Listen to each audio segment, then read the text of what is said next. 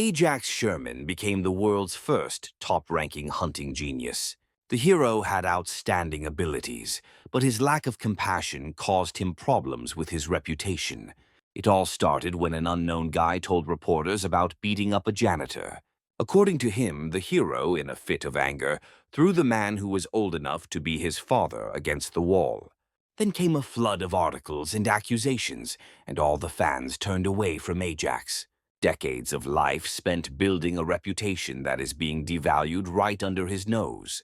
But the worst thing was that Ajax had no memory of the incident at all. He told the manager about this while the two of them were driving to the Hunters Association. Of course, he always disliked cleaners, but now he is going into direct conflict. Lucy Wood, with a completely blank face, said that the stranger was the victim's son. While they were driving on the highway, suddenly someone was driving straight towards them at full speed. It was only thanks to his ability that he was able to turn the car to avoid a collision. Ajax gets out of the car to deal with the obviously insane driver. But suddenly he activates a trap, shackles that block the hunter's abilities. They immobilize the hero, and suddenly he hears a truck driving towards him from behind. He is hit in the back by a truck, but suddenly another one comes from in front. They collide hood to hood, squeezing Ajax between them. The next second, there is a powerful explosion. Fortunately, the hero survives, because it is not for nothing that he is a top-ranking hunter. But immediately after this, he is surrounded by unknown persons who begin shooting at him. Ajax understands that an attempt was made on his life, and any other hunter would have died by now. But for a seasoned professional like him, they are definitely not a problem. At least that's what he thought until he was pushed against the wall. At that moment, one of the mercenaries points a Titan pistol, which is used in dungeons, at him. He advises the killer to be careful with the weapon, but he immediately shoots him in the head. The last thing he sees is a message from the system that the injuries are too severe and death cannot be avoided. When his consciousness was about to merge with the darkness, the system announced that he had unlocked a new skill: Karma. Suddenly, a nightmare makes him wake up. But when he looks around, he realizes that he is not at home and does not recognize this cluttered place at all. He recalls how the system confirmed his death, which obviously must have been a mistake. But then he notices a younger version of himself in the mirror and realizes that he has indeed traveled back in time. The system window tells him that thanks to karma, he was thrown back 10 years. He has also now been assigned a new job, dungeon cleaner. Ajax bitterly realizes that all the work and effort he has put in since he was 18 has gone to waste. But the system offers him a way out. All he has to do is become the Secretary General of the International Hunters Association in 5 years. Taking such a position is like becoming the President of the United States. Irritated, Ajax decides to ignore this proposal. The guy decides to become a hunter again, using his skills, but they turn out to be blocked. In response to his indignation, the system gives him a new skill. But as if to mock, this skill is called Obsession with Cleaning. Ajax decides that he cannot work as a cleaner because his pride does not allow him to. Moreover, it is more important for him to find out who those were who killed him. But suddenly, his phone receives a call from an unknown number. From the other end of the line, a man reminds the hero that he is already an hour late for clearing the dungeon.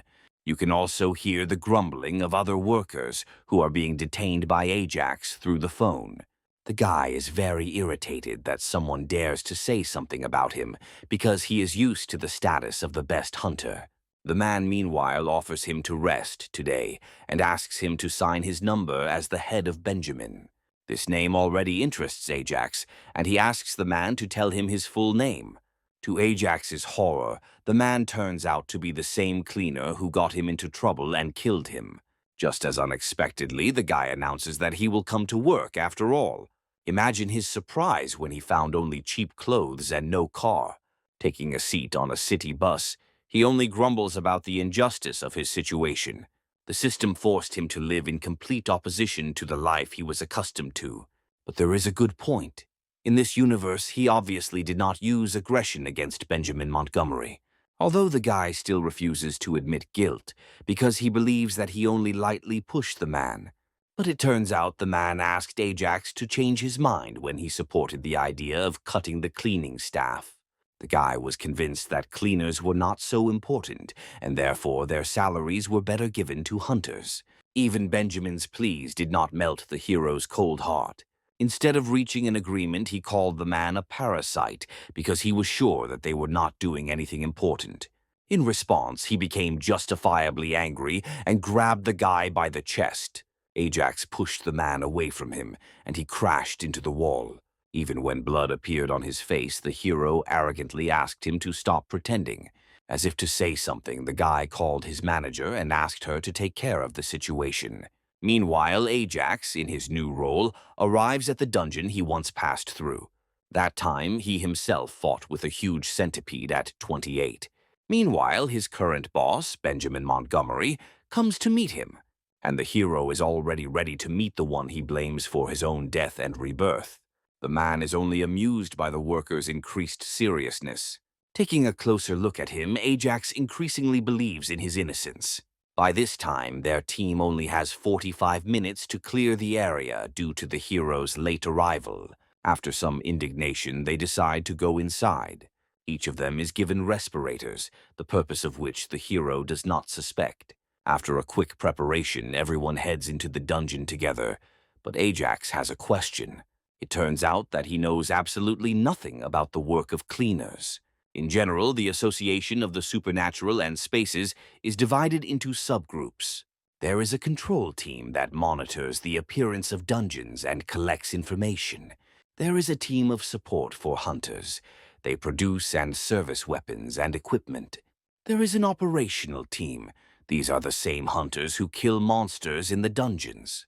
And apart from everyone else, the cleaners, whom Ajax knew about only by hearsay. At this time, the team moves along the tunnel and the hero unexpectedly turns to the side. He is stopped by Benjamin, who told him that the boss's room is further down the tunnel. But the guy himself is sure that the boss's room is exactly in the direction he is going. As proof, he has shown a map that was drawn up by the hunters who cleared the dungeon. But Ajax simply throws it away because he knows that it is written in a lie. He himself cleared this dungeon and knows the right path, but he cannot say it because they will not believe him. In the end, he decides to give up and follow everyone else. On the way, he still decides to ask the boss why they are cleaning up the disappearing dungeons at all. Benjamin reminds that the dungeon will reappear sooner or later with new monsters. However, the mess and corpses of past monsters will remain in place. In addition, the gases from the decomposition of these creatures are extremely toxic to humans, which is an additional difficulty for hunters. It is also important not to leave any evidence of the hunters behind. Soon, the team reaches a huge gate and decides that they have finally reached the boss's room. But unexpectedly for them, there is an empty cave inside. Ajax reminds that he said so, that this is not the place they need to go. Everyone approaches the leader to discuss a plan of action, since they only have 20 minutes left to clean up. Suddenly, the entire team agrees that they should try their luck and continue working. The hero reminds them that the dungeon will close in 20 minutes, and they may be late and remain here. Benjamin, like the others, is not afraid of this, and reminds them that risk is also part of their job. They decide to go back and send Ajax away if he doesn't want to work. Suddenly, the guy shouts that he knows a passage to get to the boss's room faster. He asks everyone to follow him because he does not intend to quit this job because of pride. Within 5 minutes, they reach the boss's room where a huge centipede lies. Mitch suggests that they start cleaning since there is little time left, but Ajax stops him despite the janitor's irritation. Suddenly, the seemingly finished monster comes to life and rises. No one can believe that the hunters never cleared the dungeon completely. But just as suddenly as the monster rose, he falls to the ground again. One of the guys decides to take on the job of cutting up the corpse, since Ajax clearly has no experience in this. But the hero immediately takes the tool away from him, offended, and goes to the monster himself. It shows that there are only a few places under the strong plates to get to the flesh. Having explained the finer points, he shouts to the team to get to work as well, as they have very little time. He also warns everyone to avoid the monster's blood, as it immobilizes people like glue. Mitch assumes that Benjamin showed the newbie the file to help him learn faster, but the man replies that this data simply wasn't in the file. Soon the monster is completely dismembered and the rotting flesh is piled into garbage bags. Ajax, pleased with his work, wipes the sweat from his forehead. But then he comes to his senses because he doesn't understand why he feels pleasure from this work. The team even suspects that this is not the guy's first cleaning job, since he did almost all the work himself. There are still 5 minutes left before the dungeon closes, and the guys decide to head for the exit. Suddenly, one of the hero's shoes becomes stuck to the ground. He didn't even feel how his bag started to leak and glued it in place. The cleaners act quickly. They wrap the guy with a rope and pull it once to tear him away from the place. By this time, there is less than a minute left before the dungeon closes. Benjamin orders Ajax to take off his clothes, even though it is dangerous because of the gas. The hero, meanwhile, is confused as to why they perceive his problem as their own and don't abandon him. Meanwhile, the leader shouts for everyone to leave immediately so that they don't all end up trapped here. There are 10 seconds left until the dungeon closes.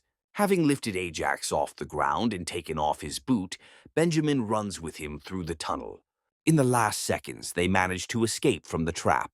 The hero, meanwhile, tries to come to terms with the fact that he just died not from a monster, but from the dungeon itself. Benjamin praises the hero for doing a great job in his first dungeon today. Only then does he realize that the danger and nerves are not over for today. For some reason, the leader, pleased with himself, says that they still have 5 more dungeons to clear. On average, the cleaners get 3 dungeons a day, but today was one of those unlucky days. As the sun sets and the entire team is barely able to stand on their feet, Benjamin invites them to come and relax together. But unexpectedly for everyone, Ajax refuses to go. The guy is sure that there is no point in him building social connections with them. But even so, the team thanks him for his hard work and bids him farewell until tomorrow.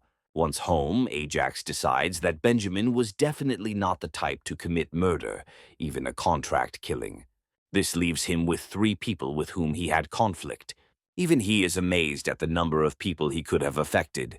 But even so, in this universe, no one killed him. And therefore, it makes sense to take revenge only by returning to his previous life. He decides to take a look at the unlock conditions for the skills and finds out that conditions have been added to them. Ajax decides that by fulfilling the conditions, he can stop working as a cleaner. But, unfortunately for him, all the conditions are tied to the success of the team. Indignantly, he throws the crushed bottle into a pile of garbage. At this moment, it's as if he sees for the first time the mess in which he lives. His cleaning obsession skill is activated, and the guy cleans every corner of the apartment like crazy. He's so busy cleaning that he doesn't notice that he's unlocked the Hyper Boost skill. So, a week has passed since I started working as a cleaner. During this time, the hero cleared 25 dungeons and dismembered 30 monsters. Unfortunately, the skill he unlocked only manifests itself in battle. And since he works as a simple dungeon cleaner, this skill is of no use to him. However, he recalls one of the conditions to attract the attention of the association. Of course, he could have easily done this by telling about future dungeons and monsters, but they are unlikely to listen to an ordinary cleaner. He could also contact former members of his hunting team and build friendships with them. But Ajax does not hope for this because crossing paths with them would be comparable to a miracle. Lost in thought, he doesn't notice how he misses his stop. 10 minutes late, he meets only Annie and Mitch at the meeting point. It turns out that Benjamin went to get some solvent because he ran out. In response to Ajax's indignation, he has shown a portal to the dungeon. The hunters are still inside. Although the guy has no experience clearing this dungeon, he knows that the blue color means the easiest option. He decides that they should finish any minute now and squats down. Soon the wait drags on for another 30 minutes. But suddenly, beaten hunters emerge from the portal, barely able to stand on their feet. Also, to Ajax's surprise, he sees a familiar face among the hunters. It turns out to be Valerie Mosley. She was part of the hero's team. at least until I got an injury that interfered with my work. It was then that the guy suggested that she retire, which made her furious. That is why a girl is an exception to the rule when it comes to connections with past comrades. His expression is so tense when he sees Valerie that Annie even asks if he knows the girl. She even suggests that they were dating, which makes Mitch laugh a lot. While she is apologizing for her words, Benjamin joins the team. An irritated Ajax rushes to the portal and suggests that everyone quickly get down to cleaning. Blue-type dungeons are dungeons in a building, and their structure resembles a multi-story building. Unfortunately, this time the hero has no advice about this place. He just said a couple of days ago that he was studying the dungeons in advance, and to his surprise, they believed it. Therefore, the team decides to take on the cleaning using the old tactics. Meanwhile, Benjamin and Ajax head to the boss's room. There they are met by the corpse of a Vega, although this monster looks more like a short girl with wings. The leader admits that he feels uneasy about removing human and human-like remains. Ajax, meanwhile, is trying to understand what happened here. He refuses to believe that a hunter as strong as Valerie couldn't handle this monster for so long. In the past, the girl was a second-ranked hunter and quite strong. Benjamin, meanwhile, brings him to his senses by shouting and asks him to help with the cleaning. But suddenly the guy notices cuts on the monster's body. After this, the team has 3 unlucky days, and each day they clear more than 5 dungeons. They find themselves in front of the blue portal again, and the hunters are already an hour and a half late. But soon they emerge from the portal, just as tired after the battle. Among them, Ajax also sees his former teammate. Valerie just walks past him without even saying hello. Then the guy sees her rubbing her shoulder. The memory of the cuts on the monster immediately comes up.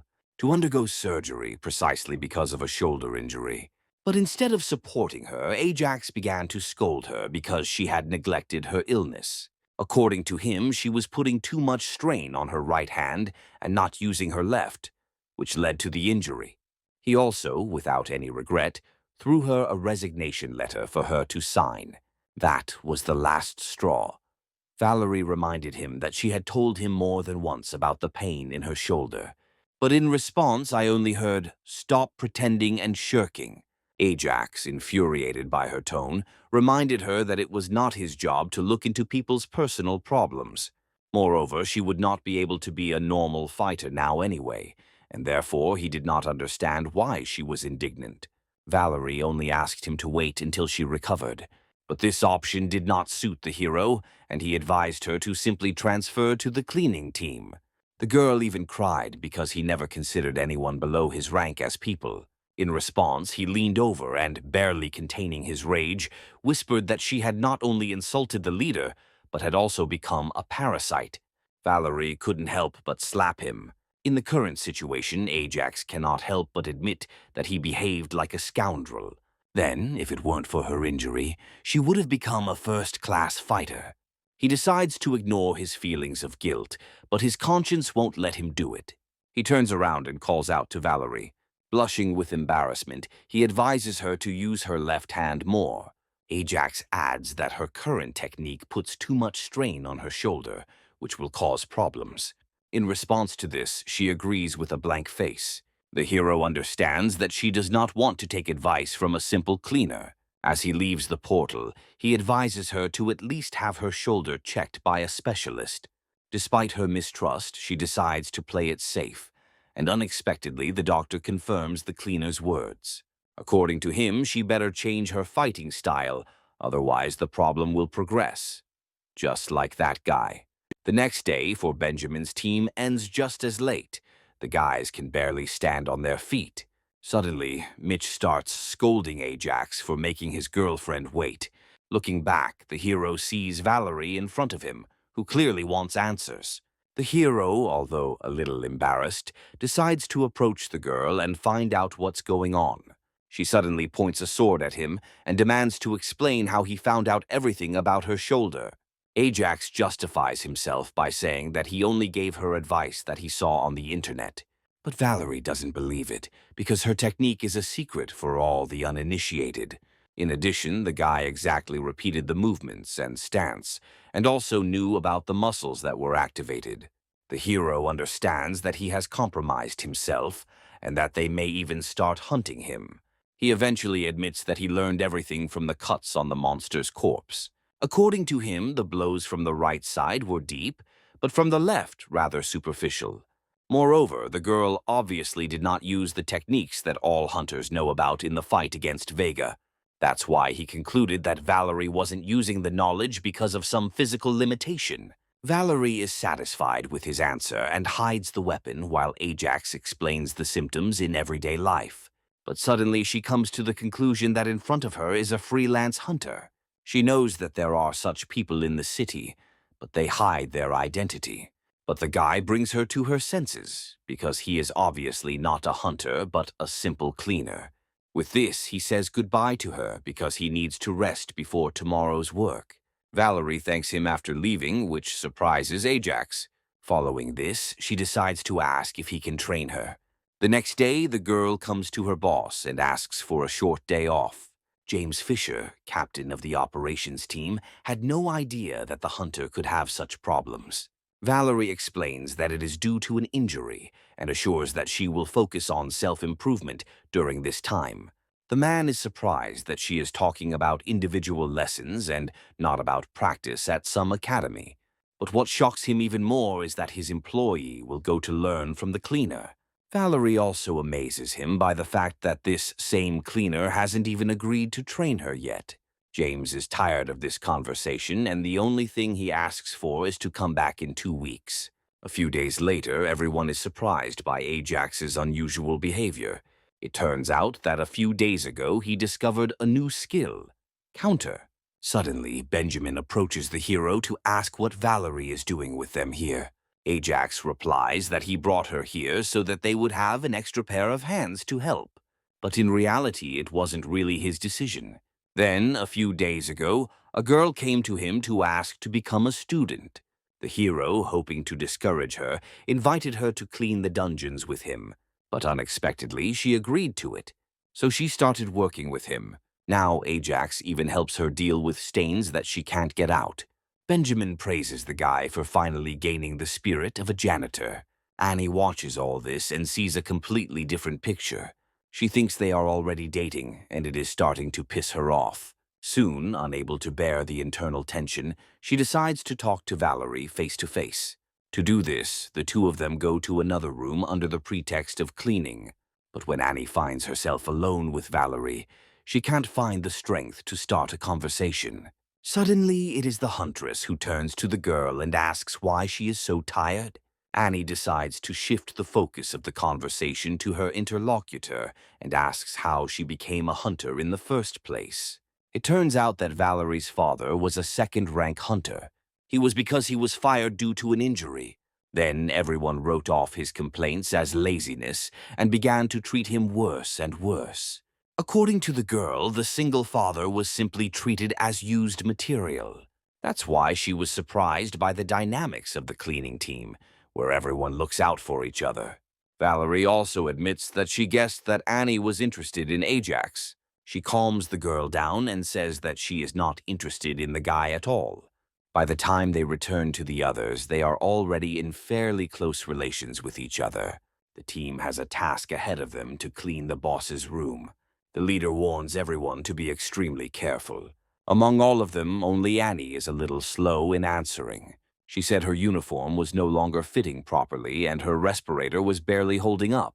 Benjamin, upset, admits that he has been asking for a new uniform for a long time, but he is told that there is no money for it. He suggests that everyone take care of the suits they have and opens the doors to the boss's room. Inside, they are met by a huge poisonous slime, emitting toxic gas and a bunch of small goblins, all dead. Everyone starts cleaning, trying to move more carefully so as not to get into danger. But suddenly, Annie just falls to the ground unconscious. Everyone immediately notices that she has problems with her respirator and that her protective suit is torn. They decide to call the surgical team to give her the antidote. But Ajax knows they won't make it in time. Instead, he asks Valerie to stab him with her sword. Benjamin tries to reason with the guy since they already have a wounded man, but it's all to no avail. The girl sees that Ajax is serious and decides to obey his wishes and summons her sword. The next moment, she strikes him. Thanks to this, he gains super speed. The hero announces that he will carry Annie to the hospital while the others get there. Benjamin reminds that the journey there takes about 30 minutes by taxi. But suddenly, both Ajax and Annie disappear. The hero rushes at full speed to the exit of the dungeon in order to make it in 3 minutes. Already in the hospital, the leader is full of gratitude to the doctor who helped the girl. As he leaves, the doctor does not forget to remind Ajax to pay for the stitches he received. Already in the ward, everyone is scolding Annie for not telling her how bad the condition of her suit really is. Mitch is outraged that only hunters are given new equipment on demand, but they are not. Suddenly, Ajax stirs and goes to the exit, supposedly to get some fresh air. In fact, it is due to circumstances because thanks to Annie's injury, he will be able to fulfill one of the skill conditions. To do this, he needs to achieve increased funding, and the hero is already heading to the association building. He soon appears before the association's director, Raoul K. The man is one of the most influential people in the organization with incredible connections. Hearing Ajax's request, he advises him to contact the accounting department. But the guy decided that he would not run after the minions and would go straight to the main thing. Hearing that the hero is a simple cleaner, Raoul replies that there is already enough funding.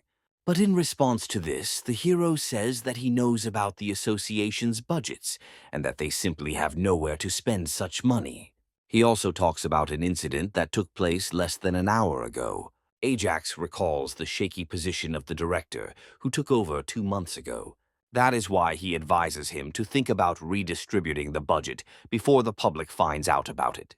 Raoul Cornard decides to negotiate a raise for the cleaners, but Ajax doesn't care. The skill unlock condition did not specify an amount, so any increase will count. The next day, Benjamin is given a letter, but its contents greatly surprised the man.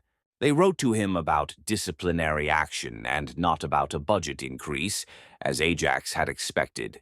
It turns out that Annie, in addition to her job as a cleaner, had other part-time jobs, which were the reason for her poor health. They also indicated that there was no evidence of defects on the uniform, and therefore the girl damaged it herself. This is why the request for a budget increase was rejected. The hero is very angry, but Annie asked him not to worry about it. She didn't even hope for a positive outcome, because the dungeon cleaners had always been treated like that. Despite this, everyone is very proud of Ajax's determination and his attempt to help them all. He, in turn, does not understand what they are talking about because he just needs to unlock the skill. After this, everyone goes to clean up, and the hero is left to think about what went wrong. Valerie approaches him and admits that it may be her fault. She said she was the one who told her boss about the cleaners she would be joining for a short time. She suspects that she hurt his feelings, and that is why he decided to take his anger out on Annie. Ajax decides to sort everything out today and asks Benjamin for the day off. A few hours later, a portal to the dungeon opens at the other end of the city. The hero knew about it in advance and is already ready to put his plan into action. When he enters the 4th dungeon of the day, he is met by crowds of monsters because the hunters have not yet reached here. There, he activates the acceleration skill, which is only available in combat. Using his skill, he rushes past them and delivers lightning-fast blows. In just a couple of minutes, he reaches the passage further, leaving behind mountains of corpses. After this, Ajax really should be called a freelance hunter, because he operates without the permission of the association.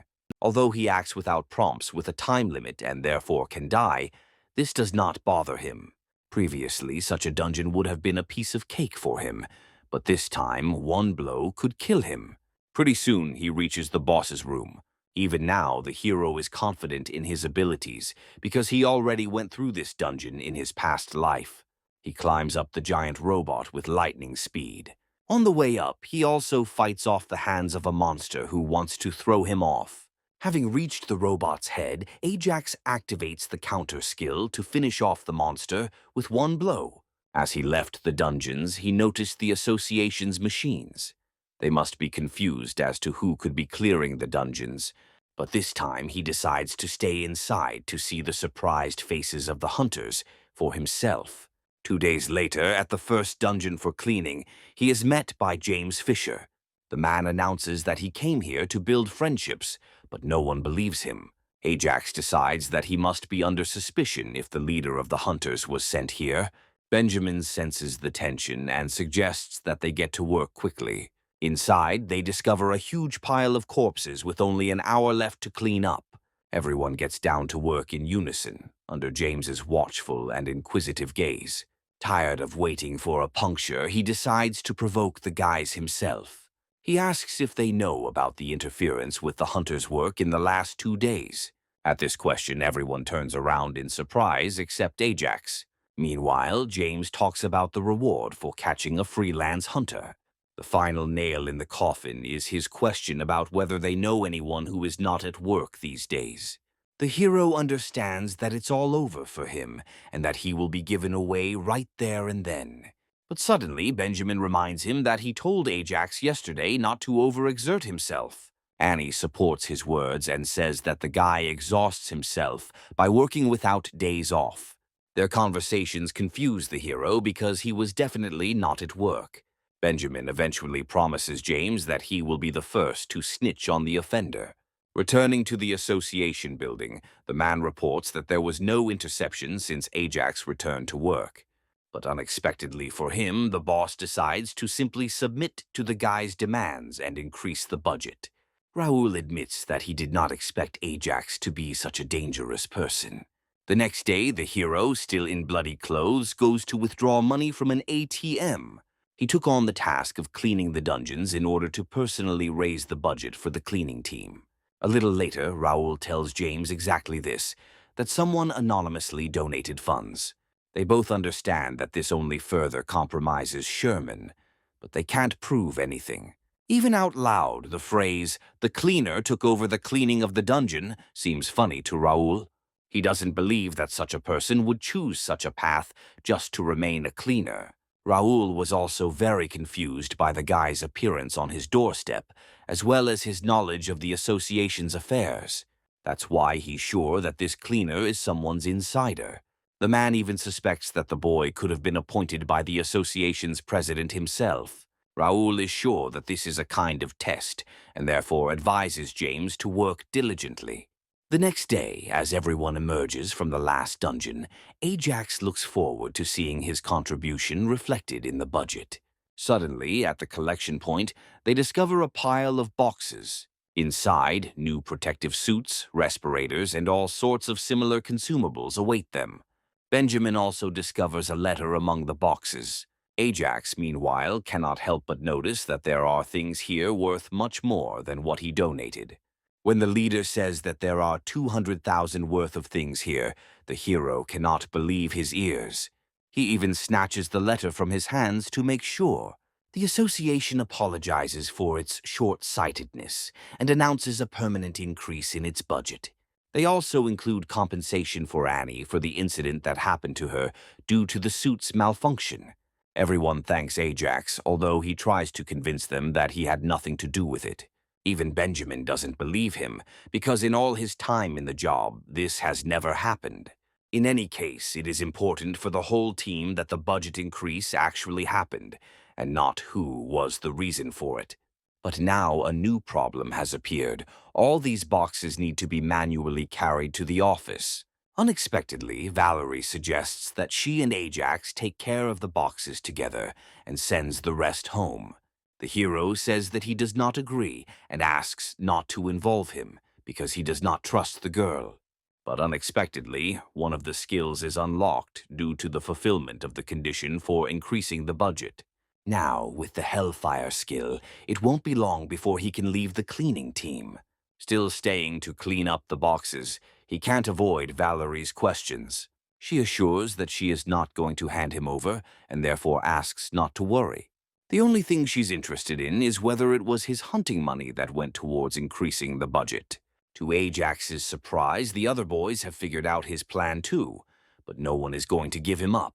Valerie warns that the guy's skill is at such a level that he simply cannot hide it from anyone. When she says that sooner or later the association will notice him, a satisfied smile blossoms on the hero's face. He is already beginning to dream with the hope that Valerie will help him climb the career ladder.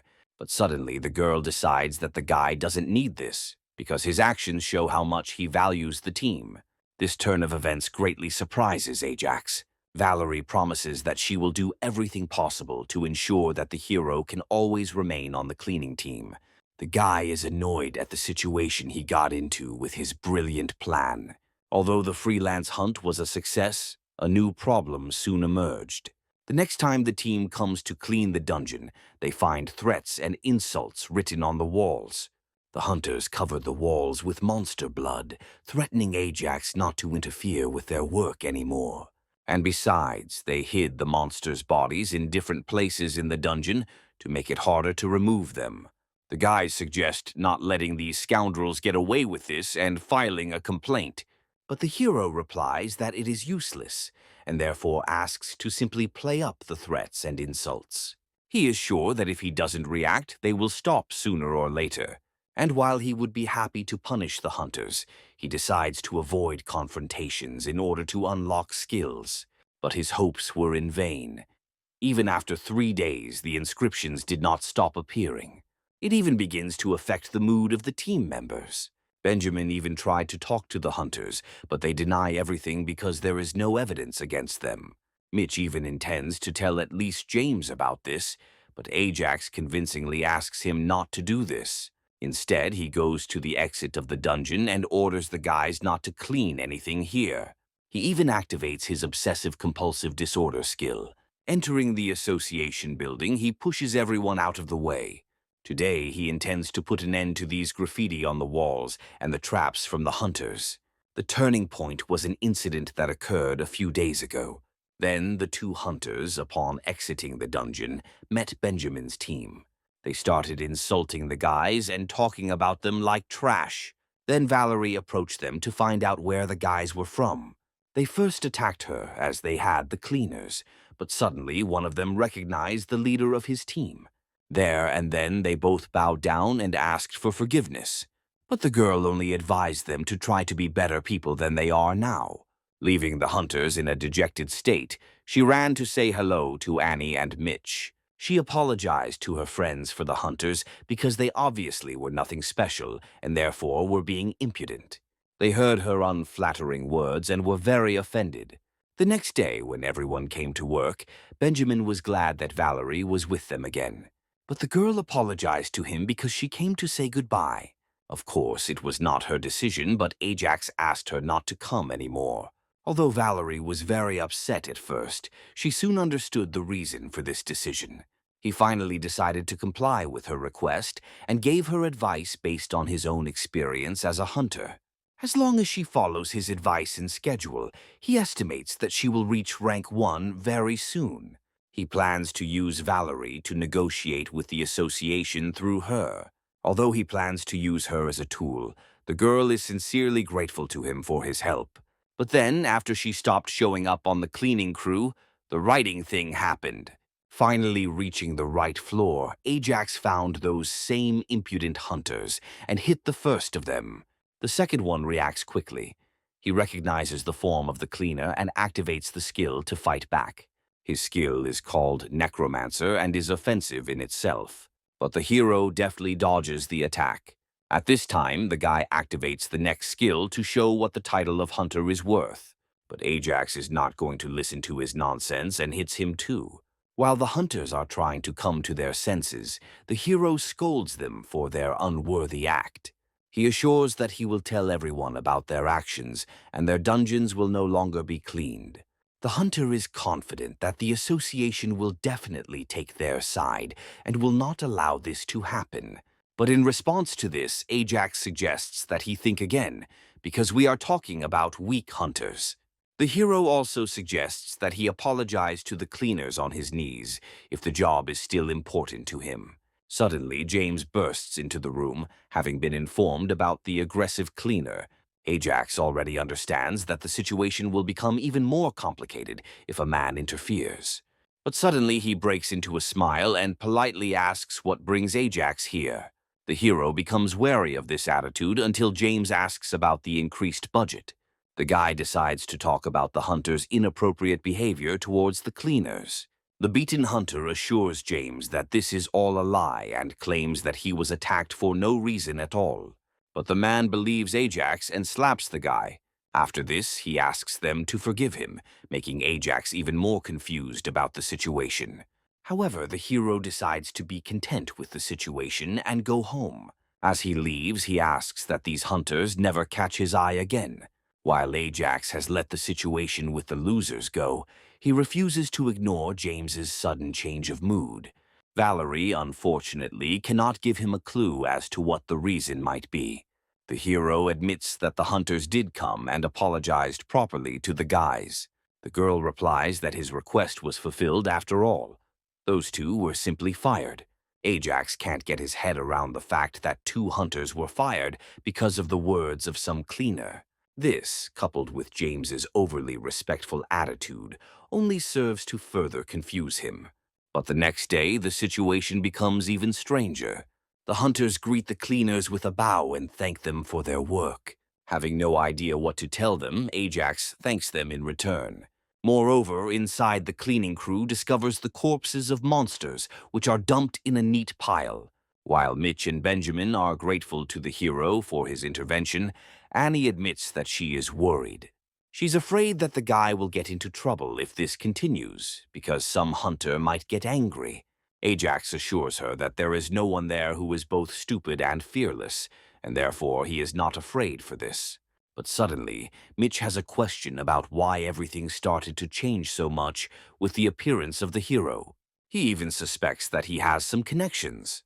But in response, Ajax only starts laughing. He asks to stop talking nonsense and just get to work. In the evening, on the way home, the hero cannot stop rejoicing at how smoothly everything is going so far.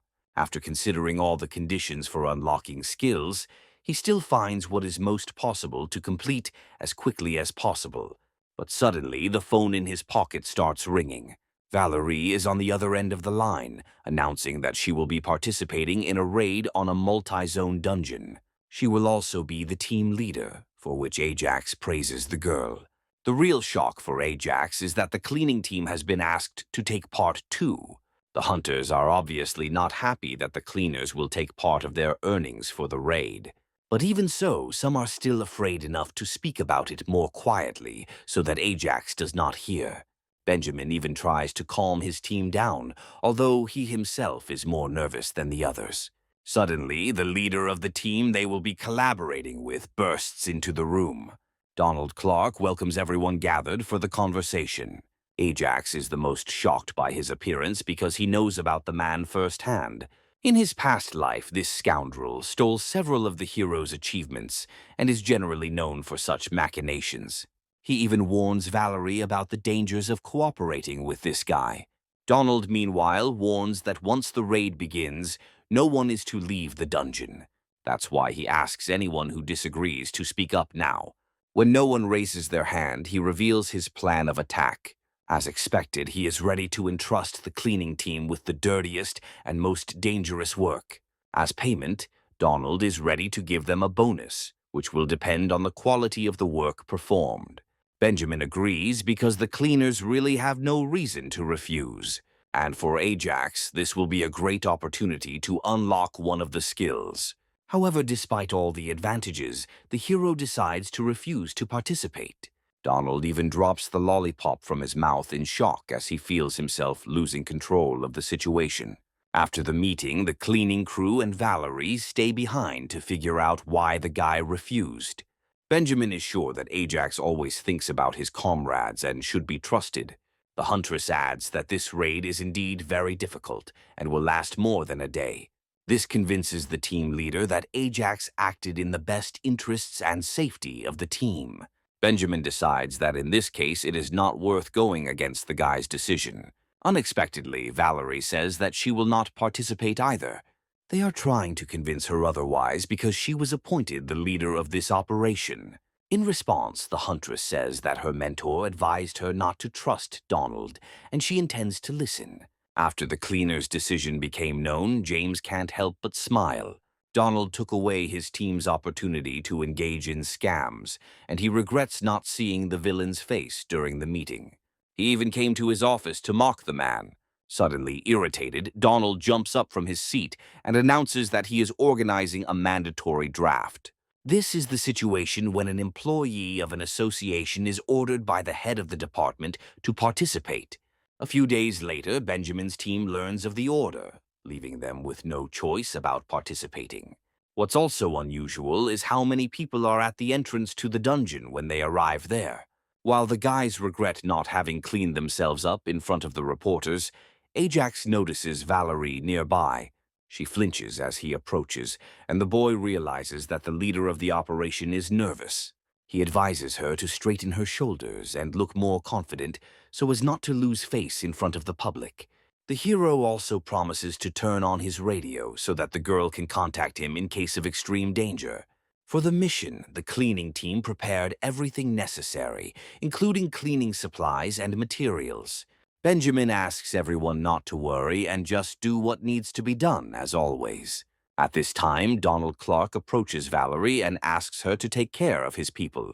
Annie is surprised that the leader is also being sent to the battlefield, but Ajax has already figured out what is going on. It is obvious that the girl is sent with everyone on the mission because there are some flaws in the plan. And all because Donald has absolutely no field experience because he only appropriated other people's merits. He also asks the cleaners to try not to distract or delay the hunters. Ajax snorts and responds and says that they know what they are doing. Valerie, meanwhile, decides to repeat the briefing again so that everyone understands the plan. Each team of hunters will be responsible for their own section of the dungeon. Also, although everyone here is a professional in their field, the girl asks that, in case of danger, contact the cleaners. This statement shocks and humiliates the hunters, and Donald in particular. Even Ajax looks at Valerie in shock as she tries to figure out what she said wrong. Regardless, it's time to move out, and all teams head together to the portal to the dungeon. Soon the cleaning team begins cleaning the first section of the dungeon. Annie is surprised that everything is going so smoothly, and Ajax tells her that they most likely will not see the hunters until the very end. Usually, when dealing with such a huge number of corpses, the cleaners usually just burn them. But since the dungeon is in an active cleaning phase, the guys have to put everything in bags. First, the meat is poured with a special composition and then sealed so that they do not decompose. Already the guys are starting to worry about the amount of small work that has been added to them. At first, everything went as usual. It was a standard cleaning, but just a little more complicated. But after 8 hours of the hunters killing monsters with ease, the cleaners were in a different situation. By 10 o'clock, they began to feel obvious fatigue. After 15 hours, Mitch injured himself while dozing off in the middle of work, but fortunately, not badly. Thus, the gap between the hunting and cleaning teams continued to widen. After 18 hours, the hunter commander reports that the gas level in the dungeon is too high. Benjamin apologizes because they are already 5 sections behind the hunters. Besides, the cleaners are so tired that they need time to rest, at least an hour. This really pisses off the hunters because they say the cleaners are simply ignoring their duties. Then Ajax takes the radio from Benjamin and asks him to tell Valerie that the hunters should temporarily stop the cleanup. But in response, he hears that it is the job of the cleaning team to come up with something about it. Then the hero invites several hunters to join the cleanup. Of course, they see no reason why a hunter would engage in such a dirty business. That is why Ajax decides to visit the hunters himself to find out the situation. The guy explains to Donald that the cleaning is taking too long and they are already behind the pace. But the man only repeats that the cleanup cannot stop. He screams that the entire dungeon clearing mission will be ruined by a bunch of lazy cleaners. Donald recalls that this was the first time their team was invited to take on such a large-scale project. He promises that the cleaners will definitely be held accountable, but in response he hears only Ajax's laughter. The guy already expected meanness from him, so he was not at all surprised by his methods. He guessed that the hunters were tired of walking on tiptoe, and so they decided to make scapegoats out of the cleaners. This is why he suggests that the cleaning crew simply leave the dungeon. This statement already forces Donald to contact Valerie. The girl is in the middle of a battle, and therefore is very surprised by his call. The man says that the cleaners want to leave the dungeon and demands that she hand over command to him. Suddenly, Valerie turns to Ajax and asks if Donald's words are true. The man becomes furious that she did not immediately obey his instructions and begins to insult her. From the rush of his orders and insults, the girl decides that it is indeed time to hand over command. But unexpectedly for him, she hands over control to Ajax. He immediately replies that he is taking over command of the operation. Now he can show the arrogant hunters how to work properly. This statement makes Donald laugh, because for him, subordinating himself to a cleaner seems unthinkable. He tries to threaten the guy with his status in the association and orders him not to interfere. But the hero knows the rules of leadership in the dungeon, and therefore Donald's naivety makes him laugh. Ajax knows that he has the right to decide on the punishment of the cleaning team, and decides to say everything he thinks about it. He accuses Clark of taking credit for others and creating situations that are harmful to employees. He announces that the man no longer has any power as he is being expelled from the operation. This threat shocks Donald because expulsion means the loss of all bonuses and merits for the operation. Leaving Clark behind, he announces over the radio to everyone that he is now in command of the operation, not Donald. He then orders 2 teams of hunters to go and help the cleaners. They, as expected, begin to be indignant because they consider it beneath their dignity. Ajax, in response, without further thought, expels them from the mission because they refuse to obey the leader. He then contacts Valerie's team to see how they are doing, as they will now have to work 3 times harder. But the girl replies that this request will be difficult to fulfill, since the monster in this section is practically invulnerable. In response, the hero talks about the boss's immunity and how to defeat him. The first thing he advises is to change the formation in order to suffer as few losses as possible. Following his advice, Valerie's team confidently rushes into the attack. The players in the back are busy buffing while the melee fighters are holding the monster back. The trump card of the tactics is the girl, who uses her tactics of finishing off in one blow. Within a couple of minutes, Ajax hears on the radio that the section has been cleared. Even the hunters are impressed that some cleaner's advice helped destroy the enemy. In the next section, he advises using mage fighters on the front flank against the ghost monster. In the 13th section, thanks to Ajax's advice, the hunters successfully deal with the monster. But soon, Valerie reports that the hunters are very tired and their stamina has dropped to the limit. In response, the hero asks them to try to survive until he arrives, and he himself goes to save them. Meanwhile, Valerie tries to fight an incredibly strong monster. In addition to the stone golem's size and impenetrable defense, it also has incredible agility. Just as the girl wants to run away from him, he grabs her by the leg. She doesn't even have time to try to free herself when he throws her to the floor. Stunned by the blow, Valerie realizes that she was on the brink of death. But suddenly, Ajax leans over her, holding out his hand. She thinks he wants to help her up, but the guy is actually asking for her sword. Another hunter helps her get up while the hero goes to deal with the monster. Ajax certainly didn't expect to see such a strong monster on this mission, but now he understands the reason for the delay. At this moment, one of his skills is unlocked as he joins the dungeon clearing project. Thanks to this skill, all of Ajax's stats are increased. When the monster wants to strike, it deftly dodges, and then he strikes straight at the golem's hand. The monster recoils in pain and loses its balance, crashing into a rock.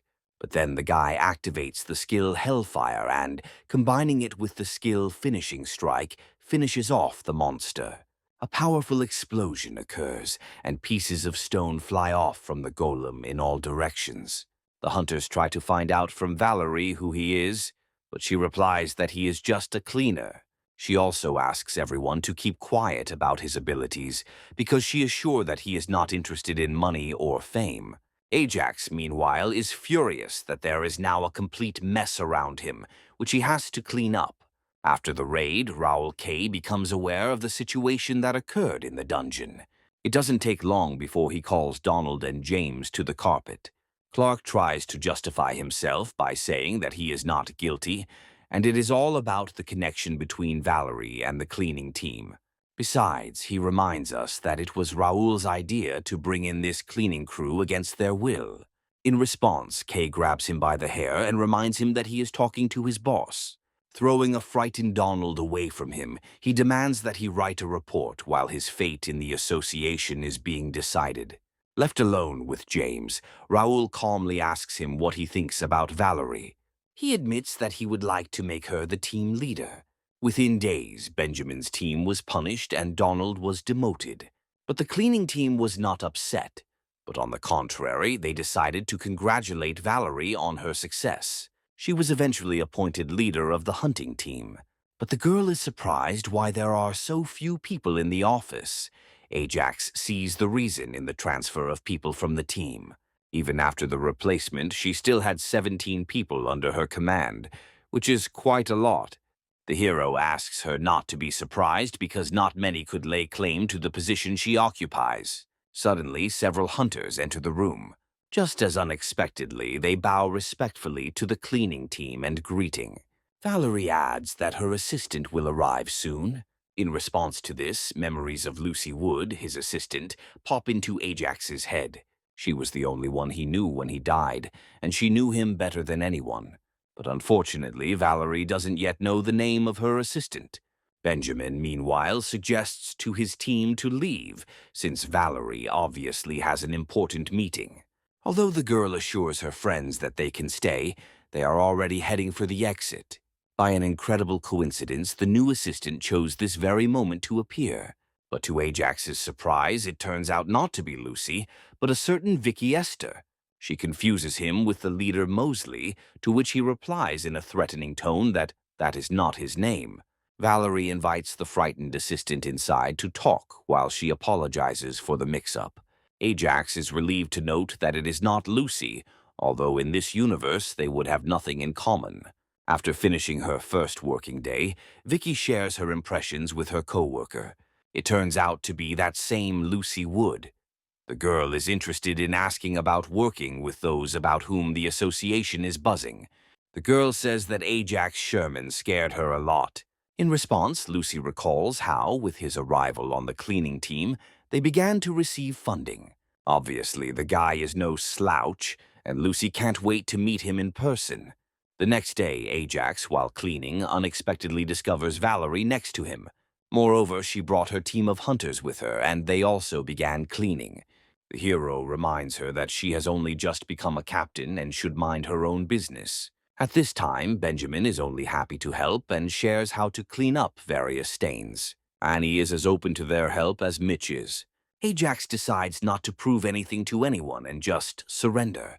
But he still wonders why Valerie actually came to him.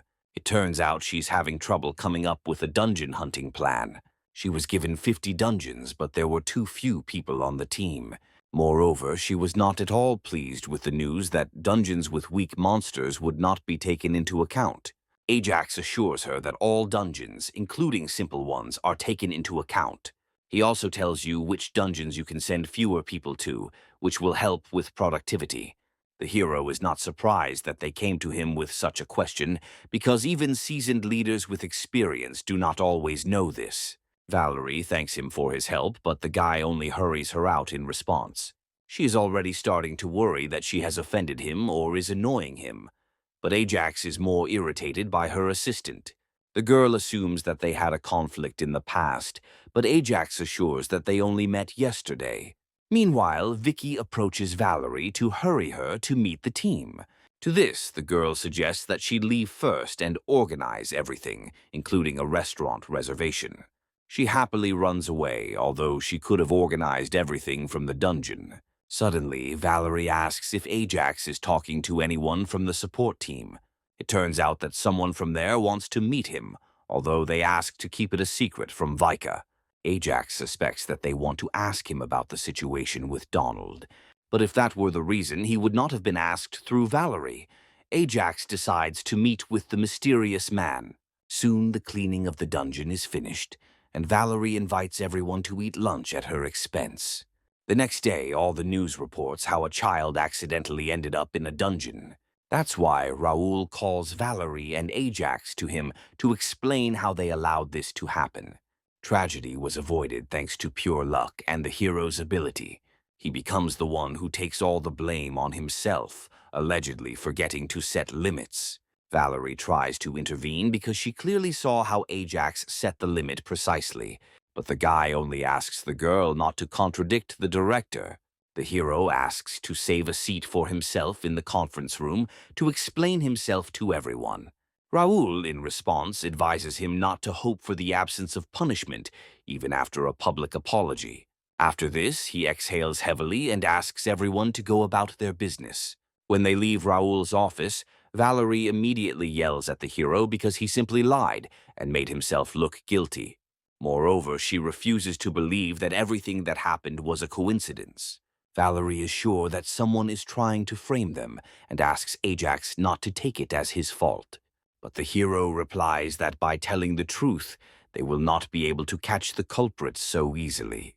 On the other hand, the hero's side is not dealing with simple bandits, and therefore he asks her not to do anything. But in fact, the whole situation with the monster and the victim will only play into the hero's hands. All he has to do is attract enough attention to the cleaning team to unlock the skill. Later, sitting in her office, Valerie thinks hard about who could have done such a mean thing. She is sure that someone is definitely planning something against Ajax, and the villain is definitely part of the association.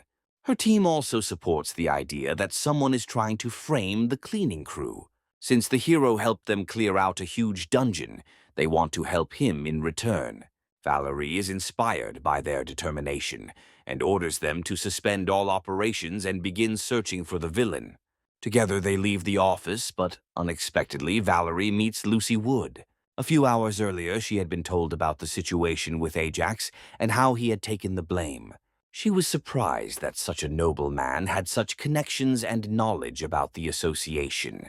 Lucy even thinks that he will be able to kick out all the unworthy people from the company so that they do not interfere with the work.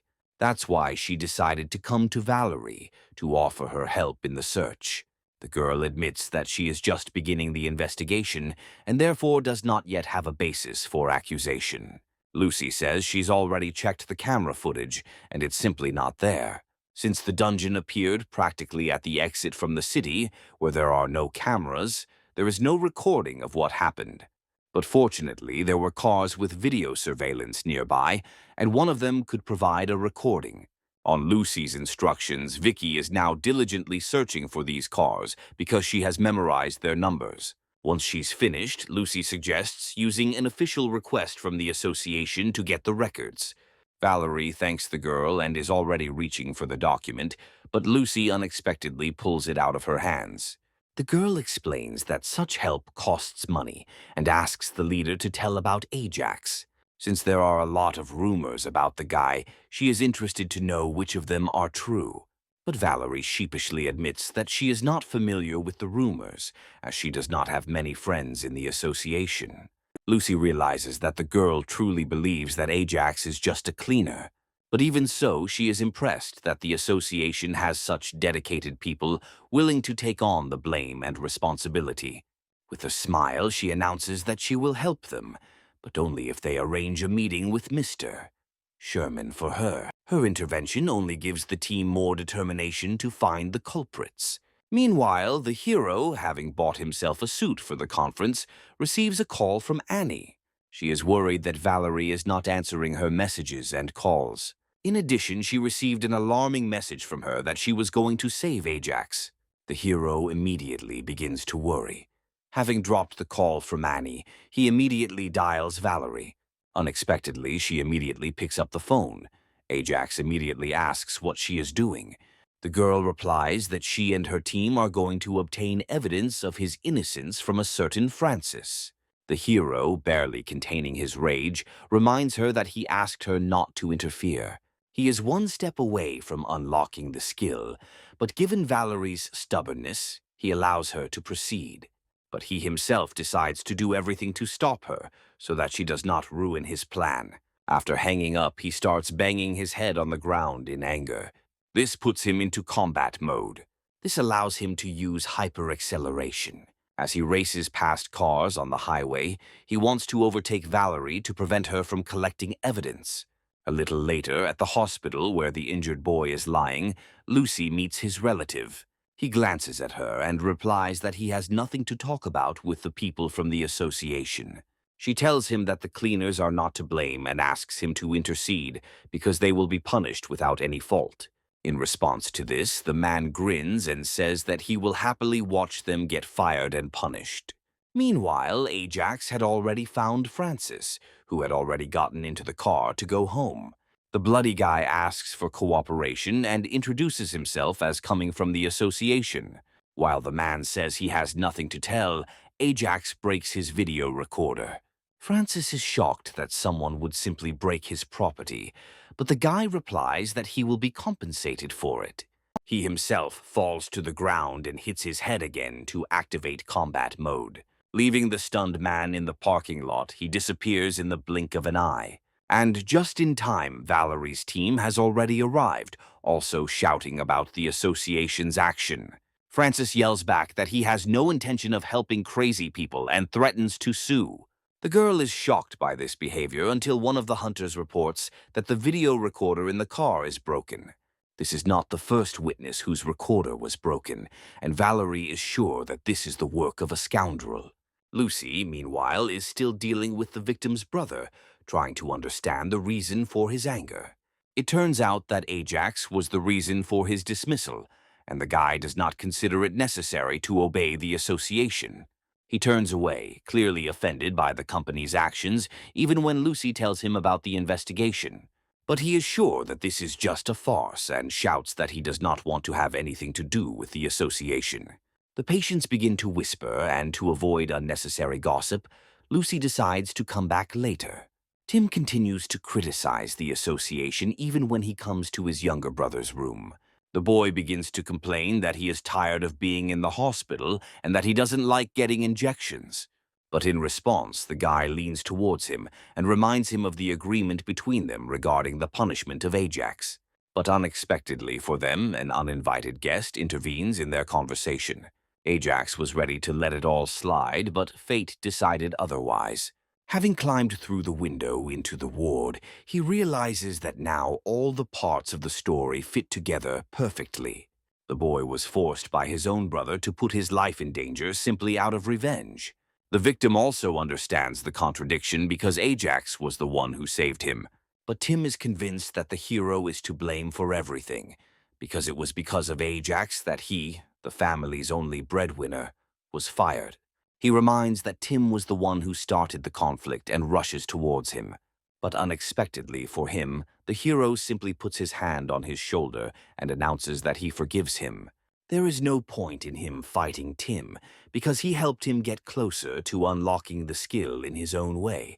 Leaving the shocked brothers in the room and asking them not to do anything, he goes away. The next day, Ajax stands in front of a crowd of reporters, ready to answer for the incident. The first thing he does is apologize to the student who was hurt. Raoul is watching the broadcast closely to make sure everything goes as it should. The hero also takes all the blame for what happened on himself. Now, Valerie and her hunters will definitely not interfere with him. But suddenly, Benjamin runs up to the podium and shouts that it was his fault. Ajax tries to stop him, but he is sure that he must help. Benjamin feels his duty to him, although the boy tries to convince him that there is no point in helping. Now, into the microphone, the man announces that as the leader of the cleaning team, all complaints should be directed at him. To the hero's fury, Mitch and Annie also come on stage to talk about their guilt and what happened. They also don't listen to his words that he doesn't need their help. Ajax is ready to cry with anger because instead of helping everyone, they only stand in the way of his success. On air, they ask not to blame the team but to punish one of them, except for the hero. Finally, he can't take it anymore and orders everyone to shut up. Turning to a reporter in the front row who is shaking with fear, he asks him to remember that he alone is to blame. Suddenly, Valerie appears in the conference room with the injured boy. He admits that he was simply curious and says that he removed the fence himself and went inside. The reporters begin to whisper among themselves, obviously confused by the contradictory information. Valerie continues that the cleaning team is not to blame because they put all the restrictions in place as required. Tim, who was brought by Lucy, is upset that his little brother is ready to lie just to protect him. He decides that he must do the right thing and turns around to confess everything to the police. The boy catches up with his brother and he asks him for forgiveness, promising that he will definitely improve. Meanwhile, in the stands, the cleaning crew is still screaming about their guilt, and Ajax has failed to unlock the skill. Later, as he rides the elevator up to Valerie's office, he ponders how he was able to obtain the skill. At first, he was afraid that the team would disturb him during the conference, but it was the chaos that attracted a sufficient number of spectators. Of course, Annie also helped, with her beauty helping to gather more than 30,000 viewers for the broadcast. Ajax decides that he should be grateful to the girl for unlocking his ability. When he enters the office, Valerie is already waiting for him. She introduces him to the very man who wanted to meet Ajax. Lucy extends her hand to him with a smile, while the hero looks at her in confusion. He clearly didn't expect to see his previous manager here, although comparing the girl and the role of the chief administrator and his personal manager, it is difficult to believe that this is the same person. She witnessed his death and is also his suspect, so the hero decides to be careful with her. They shake hands, and Lucy admits that his speech at the conference was impressive. However, she is disappointed that he is not as charismatic as she was told. She decides to get down to business and asks how high Ajax would like to climb in the association. Lucy admits that she wouldn't mind putting him in the director's seat. She doesn't like the current state of things and is inspired by the change in dynamics with the cleaning team. And although the support team had better conditions than the cleaning team, they were both treated poorly. But then Ajax came into the game and began to influence people regardless of their status, which is what interested her. Ajax asks directly if she is going to make him director, but unexpectedly the girl avoids a direct answer. But she is absolutely sure that the guy will not achieve this with the current state of affairs and resources. Valerie doubts that the chief administrator has such powers. In response, Lucy says that the opportunities are there, along with a large number of admirers in the operating team. The support team can provide a huge amount of items, including weapons and armor. Ajax knows the reason why the girl speaks so confidently about everything. Her father is on the association's board of directors, and he is one of the few who deserves his place there. In her past life, the girl even achieved a high position, thanks to which she and her father formed a powerful duet. But unfortunately, 5 years from today, Derek Wood was fired. Ajax suspects that the man has crossed someone influential. After this, Lucy's influence began to wane until she became the hero's personal manager. Remembering these details, Ajax assumes that this whole plan belongs to her father. But if it all ends up being tied to Derek, the cleaning crew and Valerie's team might just disappear with his dismissal. That is why the hero thanks Lucy for the offer, but decides to refuse. He decides that he will continue to do what he has been doing, but refuses her help. Although he doubts that she is guilty of his death, he still does not trust her completely. The hero turns to an indignant Lucy and replies that he never had any plans to overthrow the top brass of the company. After leaving the association building, he arrives at the dungeon he will be cleaning.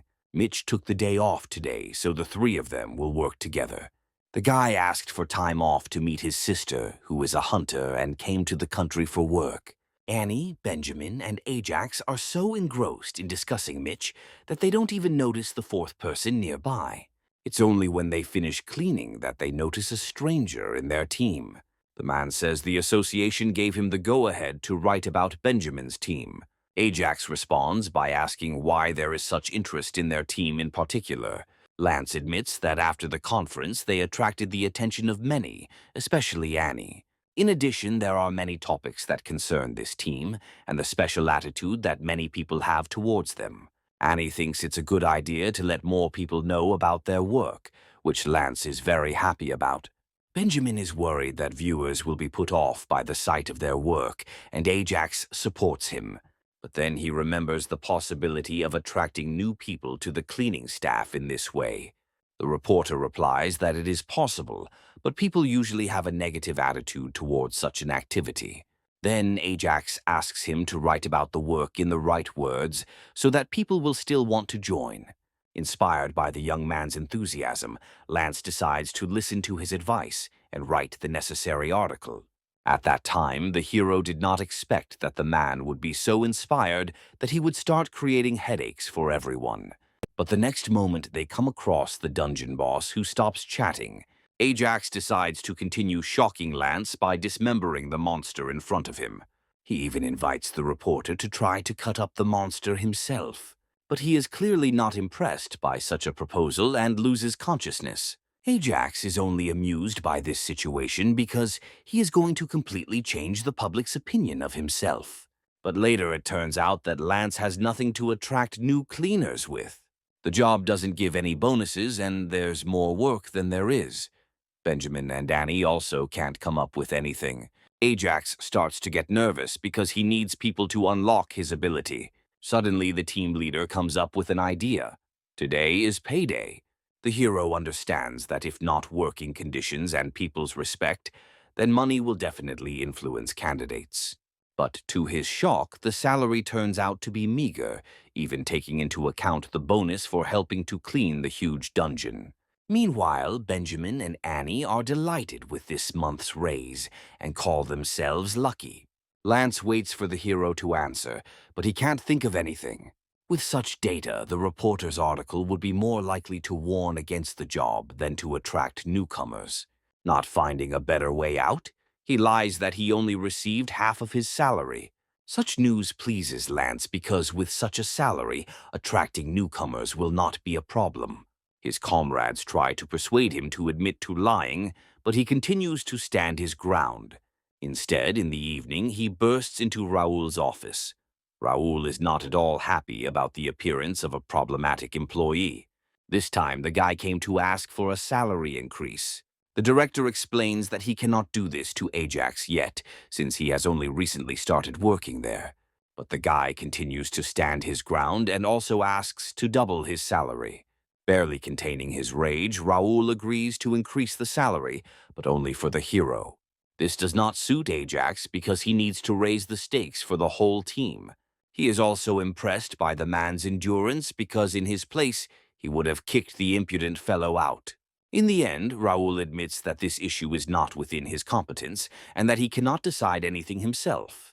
Ajax realizes that he may have rushed into things by expecting to complete 2 skill requirements at once.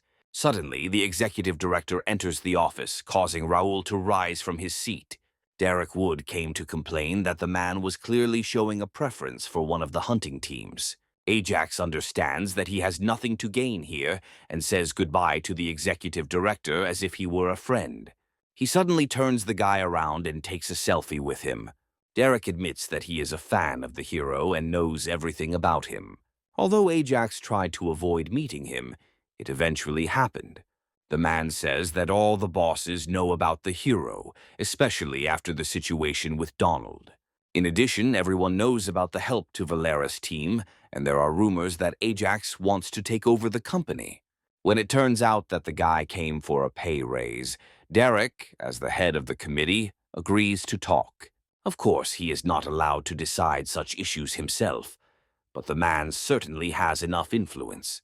The hero guesses that the executive director needs something from him, and he replies that it is true.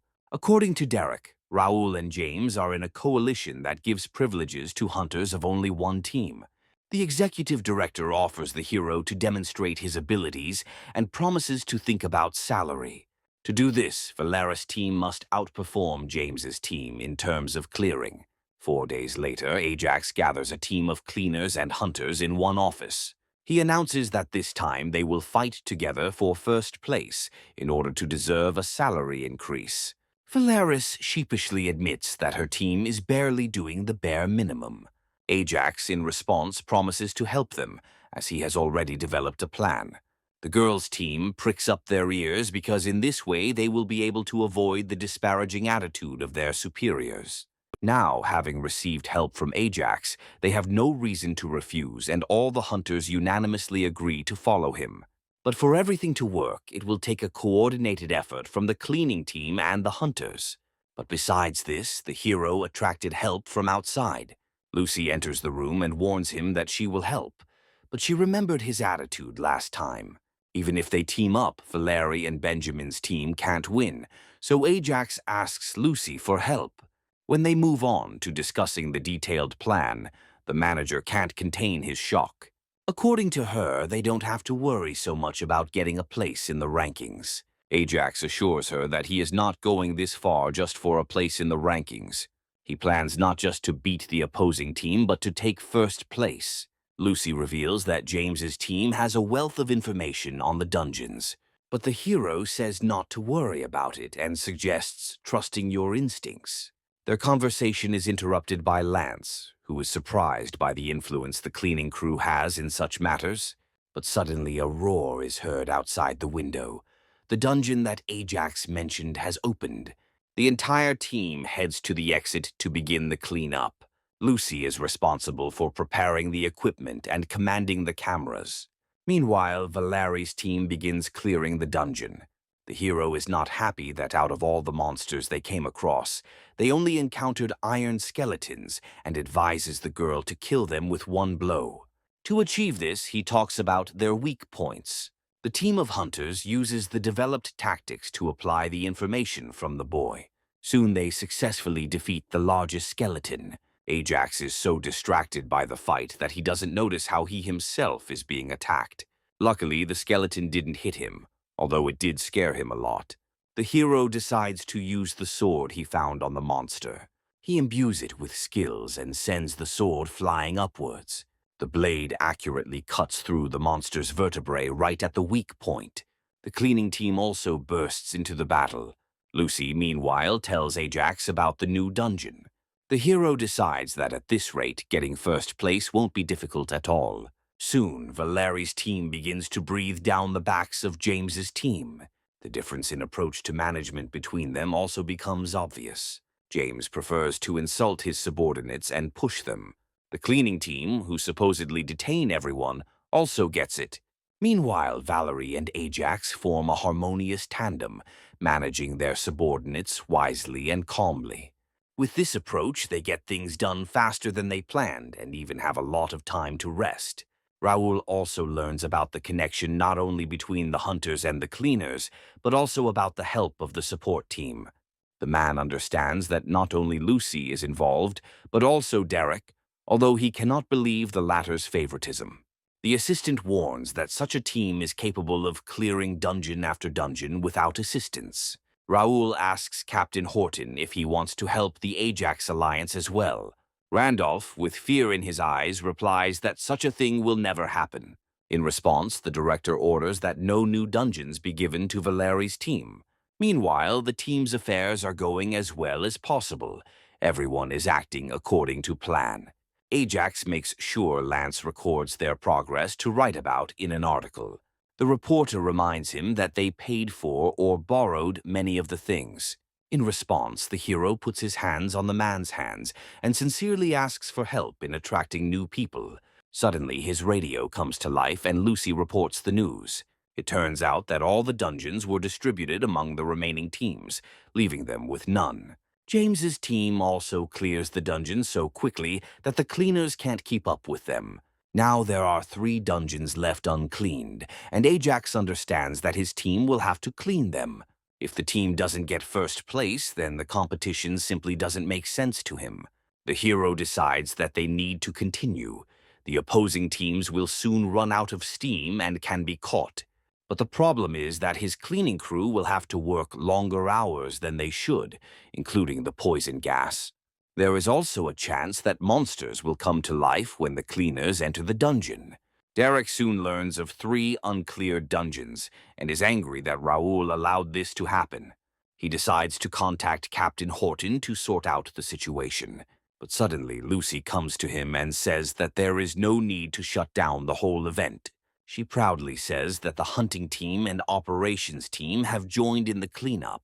She also conveys a message from Ajax, who admits his defeat this time. When she leaves, Derek orders his secretary to call a meeting of the directors. Raoul is told about Valerie's team being eliminated from the competition, as they can now continue with their plan. But the man sees that their situation is not at all advantageous, and something much worse awaits them. Meanwhile, even Lucy began to help the cleaners dismantle the monster. Valerie also helps her, showing her the technique of how best to cut meat. The manager is impressed by her skills, and the girl admits that this is not the first time she has helped Benjamin's team. A little later, Ajax approaches them to inform them that everyone is already wrapping up to leave the dungeon. On the way to the exit, the hero admits that he no longer really believes in their victory in first place. Valerie is impressed and glad that the guy cares so much about the well-being of the team. But she hastens to convince him that everyone here trusts him and is ready to follow him anywhere. Even after this, Ajax is worried that they have fallen too far behind their competitors after 4 days of harvesting. The huntress responds by reminding them that they still have 3 weeks ahead of them to catch up and overtake everyone. But unexpectedly, Derek meets them on the other side of the portal. He reports that the team rankings have already been completed, as everything has gotten out of control. The hero is very unhappy that he was not allowed to recoup the losses, and his team ended up in second place. But the rest seem very pleased because even with the delay, they received such a high rating. Of course, this state of affairs will not help the hero unlock skills. Derek just laughs that Ajax expected to come out on top, despite all the obstacles and sabotage they faced. However, he notes the boys' merit to the association for completing the cleanup. He promises that the guilty will be punished, but also asks the hero to come to his place later. Ajax knows from a past life that there will be talk about reforming the management of the association and does not want to participate in this. Unexpectedly, Lucy suggests that everyone celebrate the end of the competition. In the cafe, they all release accumulated stress by drinking and dancing. The following day, a disciplinary hearing took place regarding the incident during the competition. Somehow, James manages to get off with just a warning, claiming that he was unaware of his team's privileges. Raoul took a pay cut and tried to justify himself by saying he supported a strong team for the sake of the association's reputation. Although Randolph Horton received only a verbal reprimand, he hastened to write a message of apology to Ajax. Meanwhile, Lucy invited the hero to a conversation. Although she is uncomfortable discussing the topic, she still asks him to pay her for the work. The only thing that interests Ajax is that the search for finances is not connected with Derek, but Lucy convinces him that it is about her personal needs. She also doesn't hide the fact that the company's top brass kept a close eye on his cleaning team. The hero decides that it is about the mess they got into, and only thanks to the operations team they got second place. But the girl assures him in response that the opposite is true. Everyone is delighted with the work of the cleaning team. The guy doesn't believe her, but Lucy is sure that the team had a chance to take first place, if not for the circumstances. It is also no secret that the hunters and the operations team began to help the cleaners, which was a shock to many. Everyone believes that the hero is the one to blame for this. Meanwhile, Ajax asks her to get to the essence of the contract and payment. Lucy reports that there will be a new team of cleaners this season, as the association has finally understood their contribution. It is all a prelude to the main work. As payment, the girl asks for the hero to lead the new team. Ajax reminds her that she has no authority to appoint him, but the girl replies that, as captain, she can recommend him. Thanks to this, the guy himself will become the captain of the cleaning team. He responds by reminding her that he has only been working there for a couple of months, and there definitely needs to be someone of Benjamin's caliber there. Lucy replies that it was precisely for the man's sake that the HR department created a new position, head of the cleaning department. Ajax are very surprised by such innovations and assume that Derek Wood had a hand in it. Although the promotion fits with Ajax's plans, he has his doubts. However, being the team captain turned out to be much more difficult than he thought. Lucy says that they did not see a better candidate for the position of director and advises the hero to look for subordinates for himself. But he is sure that there is no need for this, because candidates will soon start coming to him themselves. It tells the story of a reporter who writes a glowing article about working as a janitor. Lucy suddenly interrupts him and says that the article has already been published, which surprises the hero. But he is even more surprised by the text that Lance wrote. In his article, the man describes the job as extremely difficult, with few opportunities. However, during a critical situation, the cleaning team rallied everyone around them. He concludes that cleaners are the driving force behind the entire association. Ajax is furious even when he reads the praise addressed to him. But when he writes a complaint about the article, Lance doesn't respond with anything other than a heart emoji. Lucy, meanwhile, is confident that the report was excellent. Internet users also agree with her and write praises to the cleaners. However, this does not affect the number of applications for the position at all. There are still 0. This is not surprising, given the high demands on the job and the disproportionate salary. Meanwhile, news of Ajax's appointment reaches James and Raoul. The director is confident that they should appoint their own proven person to the position. He asks to find someone whose abilities are equal to those of Ajax or Valerie to be put in charge. James is shocked by the change in direction of power in the association, because previously the cleaning team had no influence at all. Now, whoever takes charge of the 6th team will have a direct influence on the association. Raoul asks James to find them a person for this position. Meanwhile, Ajax is enjoying a long-awaited rest after hard work. He still finds it hard to believe that he was made leader after only a few months on the job. When Valerie asks how the search for people for the team is going, the hero replies that he is not doing this. He explains this by the lack of suitable candidates in his circle. But in reality, he simply lost motivation and decided to wait for people to gather their strength themselves. Suddenly, Randolph, who had recently apologized to Ajax in a message, enters the office. The next moment, he rushes to the guy and asks him to take charge of the 6th team. He says that Raoul, James, and many others are just waiting to put their people in this position.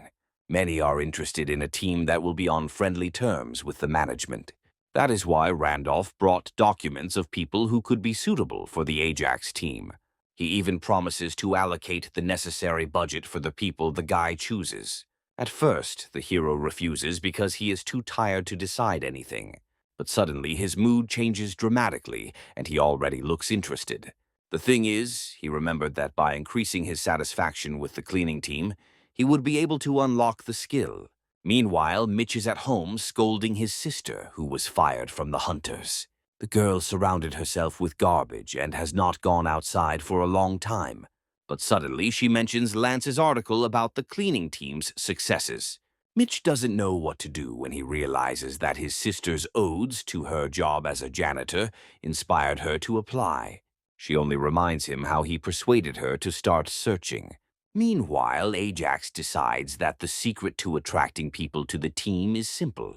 First of all, we need fair wages and a working environment.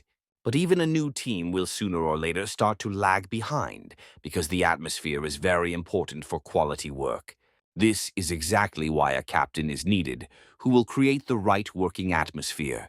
In search of such a man, Ajax contacted Hubert Rivers, a hunter who had been fired from his team. The guy says that he is currently recruiting people for a cleaning team and is offering a position to a man. He is indignant that he, a famous hunter, was invited to such an interview. He leaves the table with his head held high, leaving the hero seething with anger. All the previous interviews were the same, arrogant hunters who want to use the cleaning team. Suddenly, Lucy calls him and thanks him for an excellent candidate for the team. It turns out that Sally Lyons has been waiting for him in her office for some time. The girl greets the hero with a confident smile. Ajax, meanwhile, is trying hard to remember who she even is. Lucy is very impressed that they managed to get such a treasure and thanks the hero. He decides to ask the girl why she decided to become a cleaner.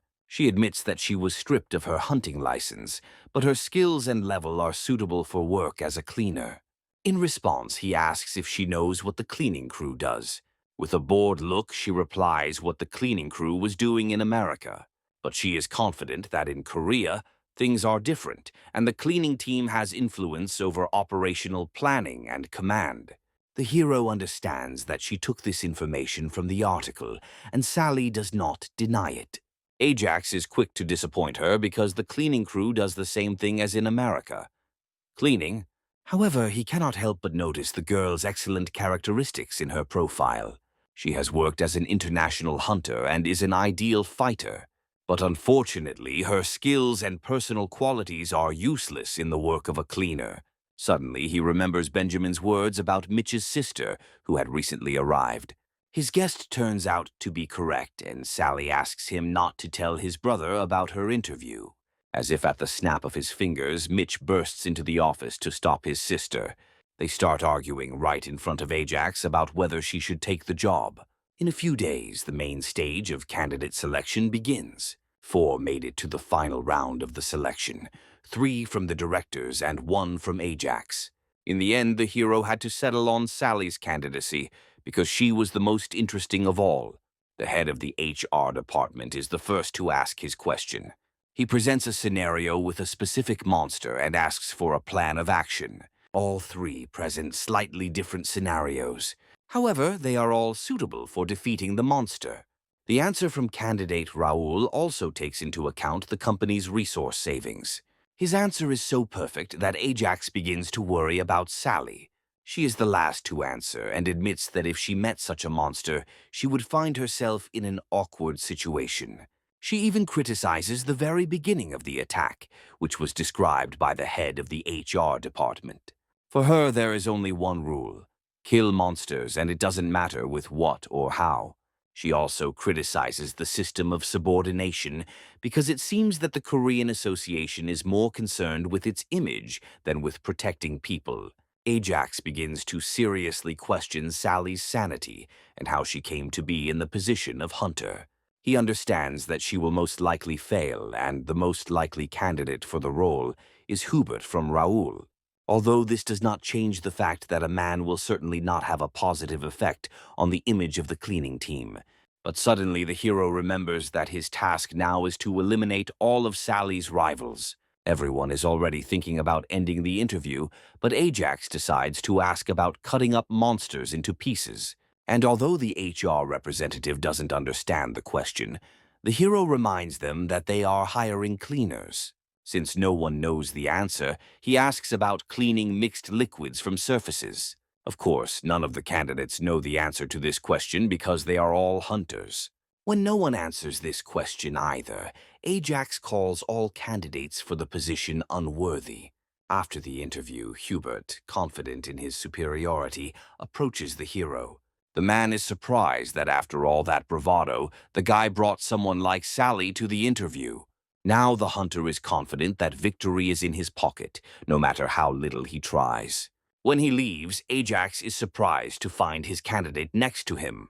She is angry at him that he didn't even give her a hint if he was going to ask such questions. The hero replies that he didn't know that in the United States they recruit just anyone without any knowledge. He scolds her for not preparing and coming to the interview as if she had no competition. Since the interview has been extended to a second stage, he advises her to prepare better next time. But she warns that if she is not interested, she should abandon the idea of this job. Returning home, Sally is seething with rage at the guy because she has never been spoken to like that. Mitch approaches her and explains that Ajax was still kind to her.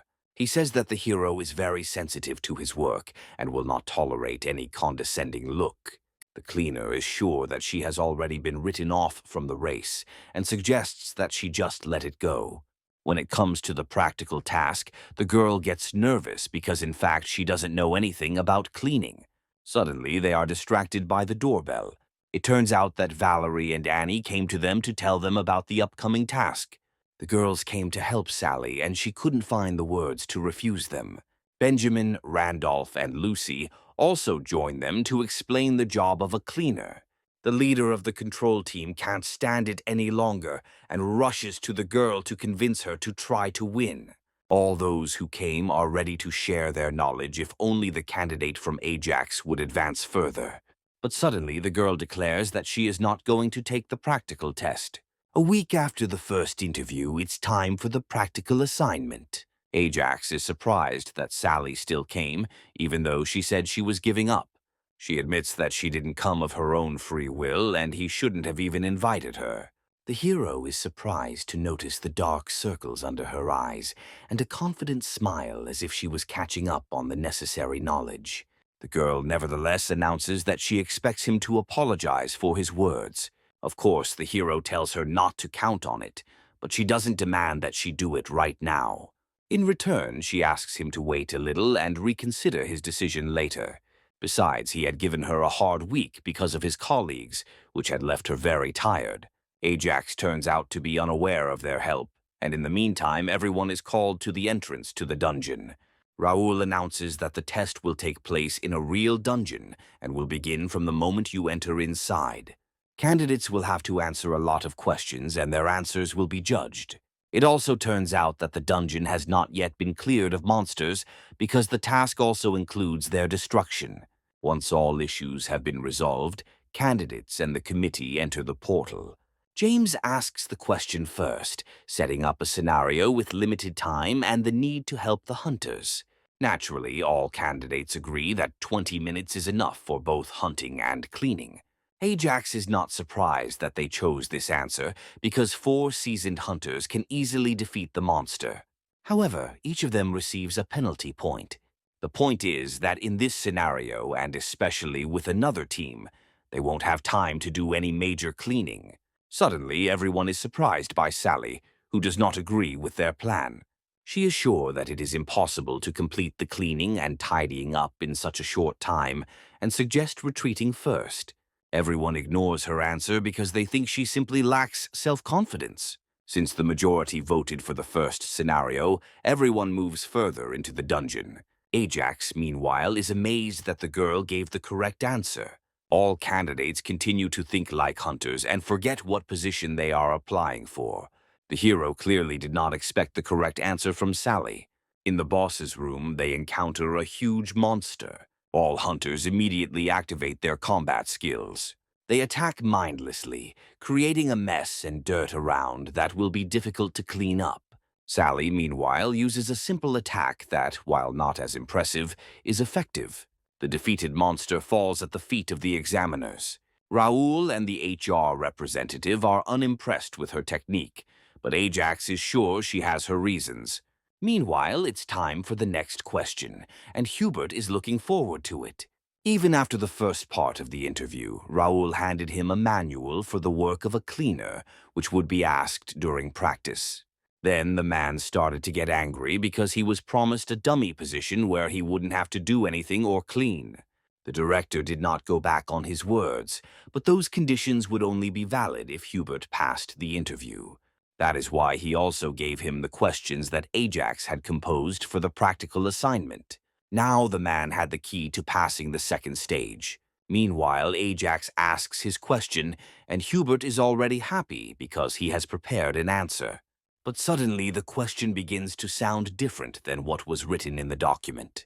The guy asks what they will do if the entire team is killed, and they have to clean the dungeon alone. Ajax, meanwhile, asks the candidates to come forward and solve the problem one by one.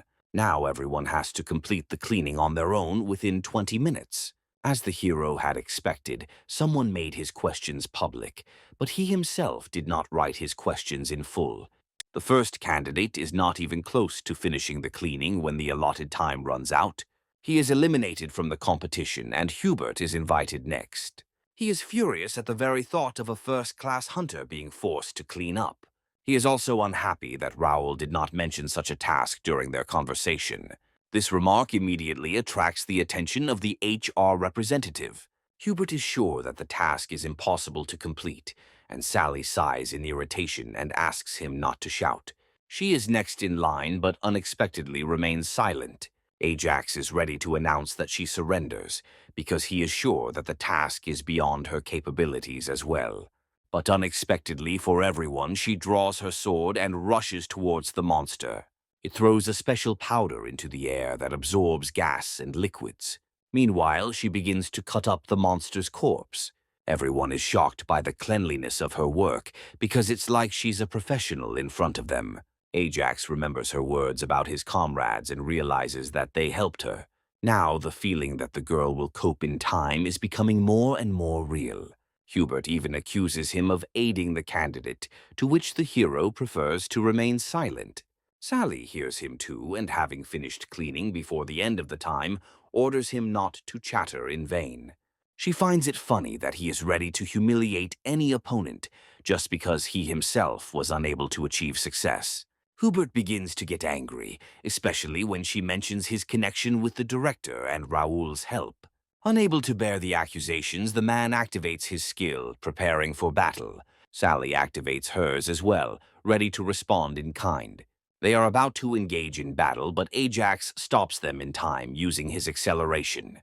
At this point, he suggests ending things, since there is no point in continuing the interview. Unexpectedly, when they leave the dungeon, Sally hears the hero apologize for his words.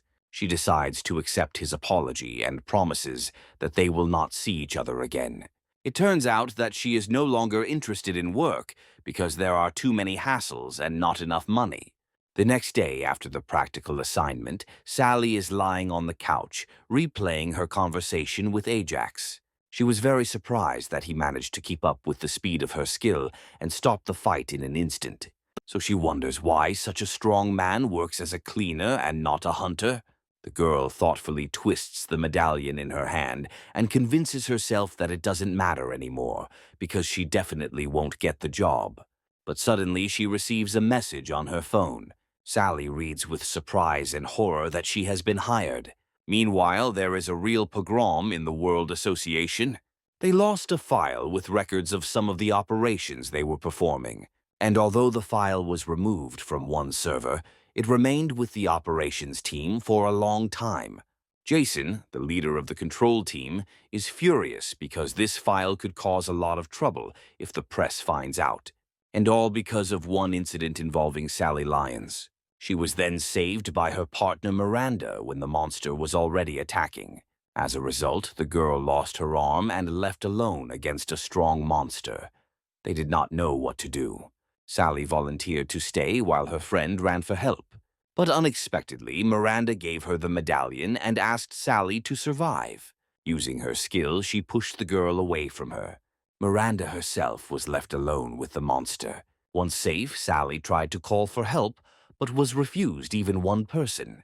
Jason is still sure that he did the right thing because sending reinforcements to a losing dungeon is stupid. In his understanding, the life of an ordinary hunter and thousands of dollars are incomparable in importance. As a result of this operation, Miranda died. Everyone was told that the death was accidental and no one had any questions. And although Sally caused mayhem, it only served as a good excuse to fire her. And everything was going as it should until it turned out that the girl took with her a flash drive with a file about that incident. But it contains not only a file with a real report, but also schemes of illegal money circulation within the Western Branch. Jason decides that he needs to get the flash drive back by any means necessary and orders the manager to sort it out. But suddenly she reports that the girl has gone abroad and is working in the association again. In response to her boss's surprised look, she explains that Sally works as a cleaner, not a hunter. Jason remembers that they have a joint operation planned with the Korean branch soon. That's when he expects to get the flash drive back and punish the girl for her disobedience.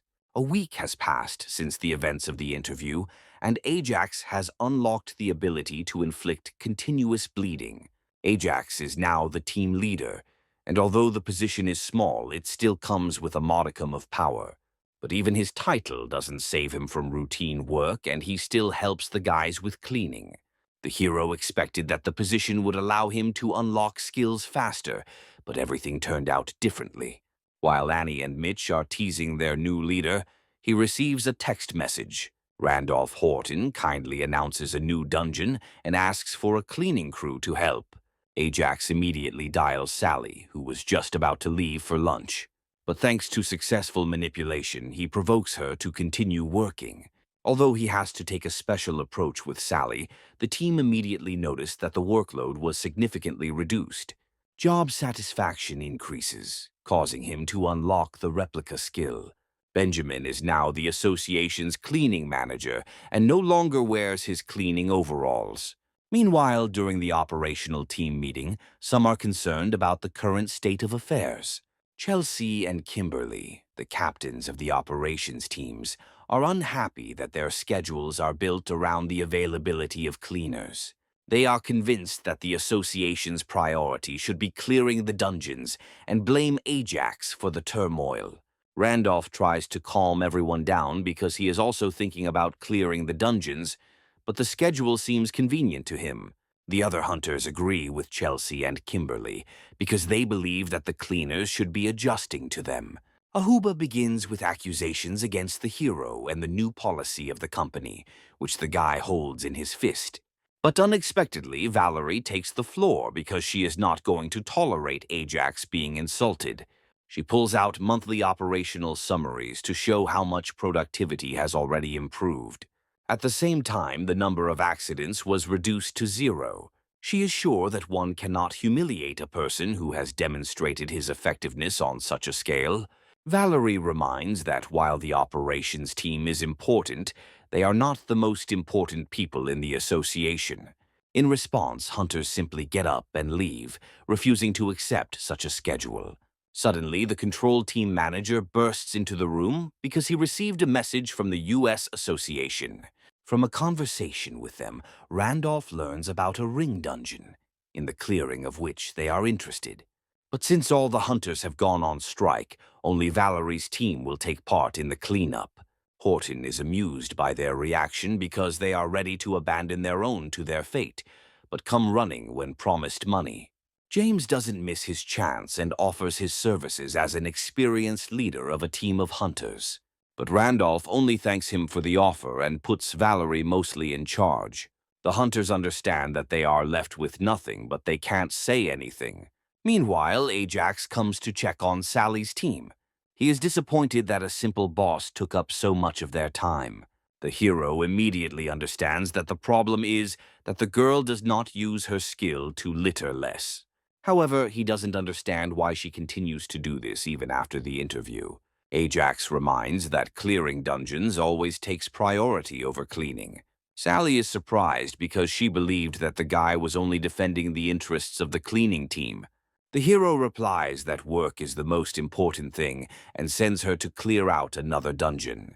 But suddenly he receives a call from a foreign number. It turns out that it is Jason himself calling him. The man talks about a ring dungeon that will soon appear and offers his services. In such a dungeon, monsters are reborn again and again until the hunters figure out how to stop it. The number of respawns can be infinite, and even Ajax had to sweat to clear this one. But although they usually thank him for a helping hand, the hero knows that Jason's office is a bunch of real crooks. In his past life, when he contacted them, they stole the time gem. Naturally, the authorities were furious because the item they were hunting for was simply stolen. Last time he trusted them, but this time he sees no point in agreeing and refuses them. Jason is surprised that he was refused and offers to pay the reward directly to the guy's account. Ajax understands that they are trying to bribe him. When it comes to $1 million, his determination dissipates. Unexpectedly, he also receives a message from Valerie, who tells him about the hunter's strike. Thus, the hero finds himself cornered by circumstances and money. He eventually agrees to participate in the international association with them. Jason, however, warns of a limited cleaning budget. But in response, he hears Ajax's assurance that everything will be fine. Only after finishing the conversation with the man does the hero realize that it was from that branch that Sally was fired. A week later, on a rainy day, Teams Korea and USA meet at the entrance to the ring dungeon. Annie is surprised by the solemn atmosphere, unlike the previous time in a similar dungeon. Ajax explains that cooperation between different countries is a rare event, and everyone wants everything to end well. There is also a possibility of staying there forever, and this news scares the girl. Mitch intervenes in their conversation and asks Ajax not to scare his own employees.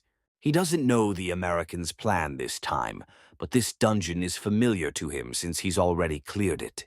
But he can't tell about it himself because it will arouse suspicion, so he decides to confide in Valerie. Ajax himself decides to focus on finding the time stone before anyone notices. Suddenly, his internal monologue is interrupted by Sally's irritated voice. The girl is furious that she was not warned that people from her previous place of work would be here. Annie and Mitch are ready to place bets on a fight between them. But in return, the hero simply asks her to take it calmly. Sally is sure that it is the Americans who will be the source of the problems. One thing the hero can't deny for sure: the Americans are clearly up to something. He knows that any mishaps during the operation will be happily blamed on the cleanup crew. It is easier to destroy than to build, so he intends to do everything to protect what he has built. Jason, meanwhile, comes over to meet in person the person he spoke to on the phone. He also notices Sally nearby and greets her like an old friend. The man is unusually glad that she is here too and hopes that she was not forced. She admits that she doesn't like it here, but she won't quit her job because of personal preferences. Jason agrees that emotions shouldn't get in the way of work, clearly referring to the Miranda incident. Suddenly, his face darkens and he asks, as if casually, if she took anything from her place of work. The girl calmly replies that she didn't take anything. The man is clearly not convinced by her answer, but he still decides to back down. A few minutes later, Valerie gathers everyone in front of the portal to go over the plan of action again. Today, they have a ring dungeon with 2 zones and bosses waiting for them, and she believes that there will be no problems. However, she asks everyone to focus on finding a solution to stop the cycle. After completing the preparation, all teams enter the dungeon. 3 hours pass very quickly from the start of the operation. Valerie successfully defeats the first boss with her sword. She immediately calls Ajax to tell him about it. The guy asks her to find the next boss. Mitch, meanwhile, is busy marking the walls. In this way, cleaners mark the corridors they have cleaned and track the cycle they go through. Annie is given the job of monitoring the status of the hunters after each cycle. This time, they won't be cutting up the small bosses, but will simply burn them so as not to be late. Sally is given a tablet to use to map the dungeon while cleaning is done. The girl tries to object that this is not a job for her level, but Ajax assures her that any job must be done. The teams are lined up in such a way that the Americans cover the Koreans and the cleaners bring up the rear. And although the clearing of the dungeon at first glance goes smoothly, Ajax is very worried about Jason. The man is always looking at the hero, which means his priority is not the time stone, but something else. On the other hand, Ajax doesn't care because Jason has no chance of getting the stone anyway. Soon, having checked all the other passages and rooms, Valerie's team comes to the last closed door. She realizes that there is a boss's room ahead and asks everyone to be on guard. But when they enter inside, they see only columns in front of them and no monster nearby. They also attempt to contact the others do not produce results, since the radio does not work. Suddenly, out of nowhere, spears fly at them from the sky. The hunters barely have time to dodge them, and the arrows plow the ground around them. The monster lands right there, killing one of the hunters with its spear. Valerie's entire team is shocked by this situation and the death of their comrade. The monster, meanwhile, straightens up to its full height and looks at them with a predatory gaze. For the first time, only the roar of the ongoing battle can be heard in the corridor. Jason is annoyed that the cleaners are keeping up with them and decides it's time to take over from Valerie. But the man is left with a strange feeling, the cause of which is the cleaning team. He increasingly feels that his every action is being closely watched. Jason decides he needs a plan to delay them, while Ajax tries unsuccessfully to contact Valerie. Suddenly, a loud bang is heard from the other side of the door. The radio comes to life and Valerie announces in a strange, dejected voice that the cleanup is over. Inside, there is complete chaos. The hunters are beside themselves with fear, and several of them are lying without signs of life. Both Ajax and Jason are shocked by this incident. Valerie runs up to the hero and cries, trying to explain through her tears how the tragedy happened. The guy realizes that he was wrong and overestimated the strength of the hunting team and was too distracted by the US team and the stone. The system reports that the clearing conditions were not met and the dungeon cycle will be refreshed. Thus, the cleanup team lost 2 hunters. Ajax glances at the Americans whispering among themselves. Apparently, even they are shocked. The cleanup crew was not harmed because they were accompanied by a team of hunters from the United States. The situation is worse for the hunters on the front flank. Their fighting spirit is completely crushed, both physically and mentally, and Valerie is the worst of all right now. Although she is the youngest captain in the association, it is also hard for her to say goodbye to her comrades. Ajax wanted her to develop and learn everything on her own, but she was not ready for that. The hero approaches her to console her, but she is only interested in information on how to make the monster suffer.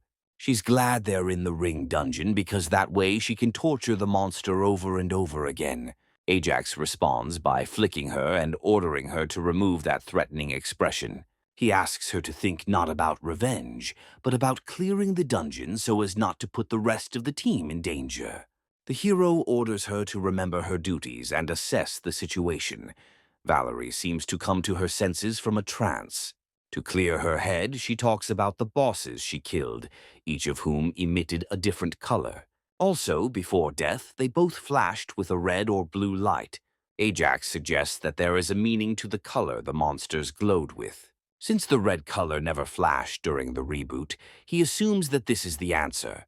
Valerie realizes that the monsters must be killed at once and gathers people around her.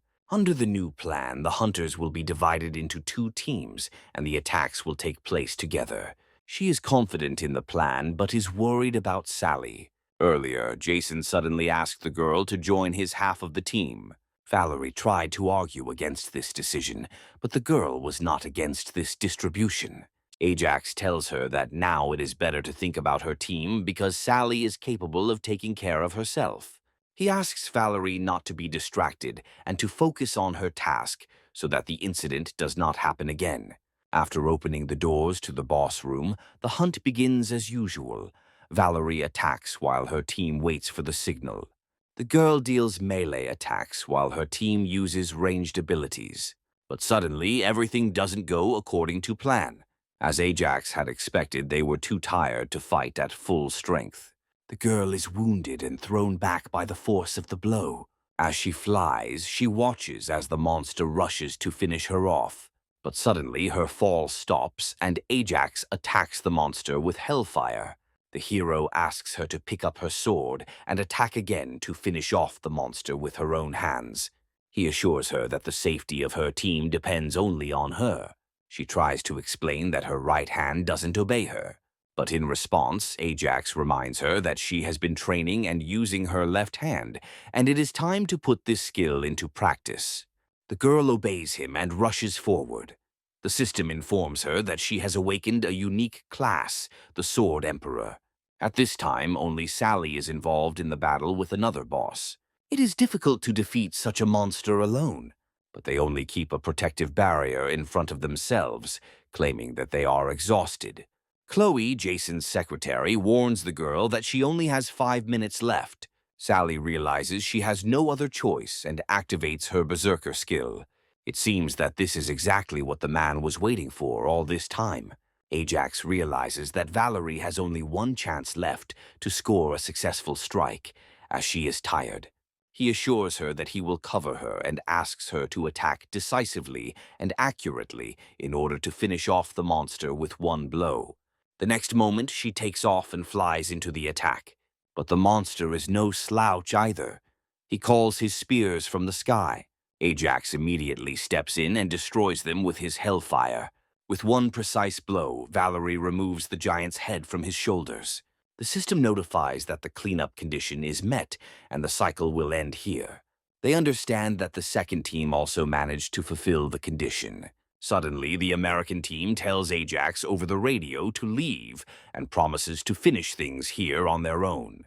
He finally understands what the foreigners had in mind all along. He rushes off to find them. Meanwhile, Jason drags the unconscious Annie and Mitch by their hair. Sally can barely stand on her feet, but she warns the man that he won't get away with this so easily.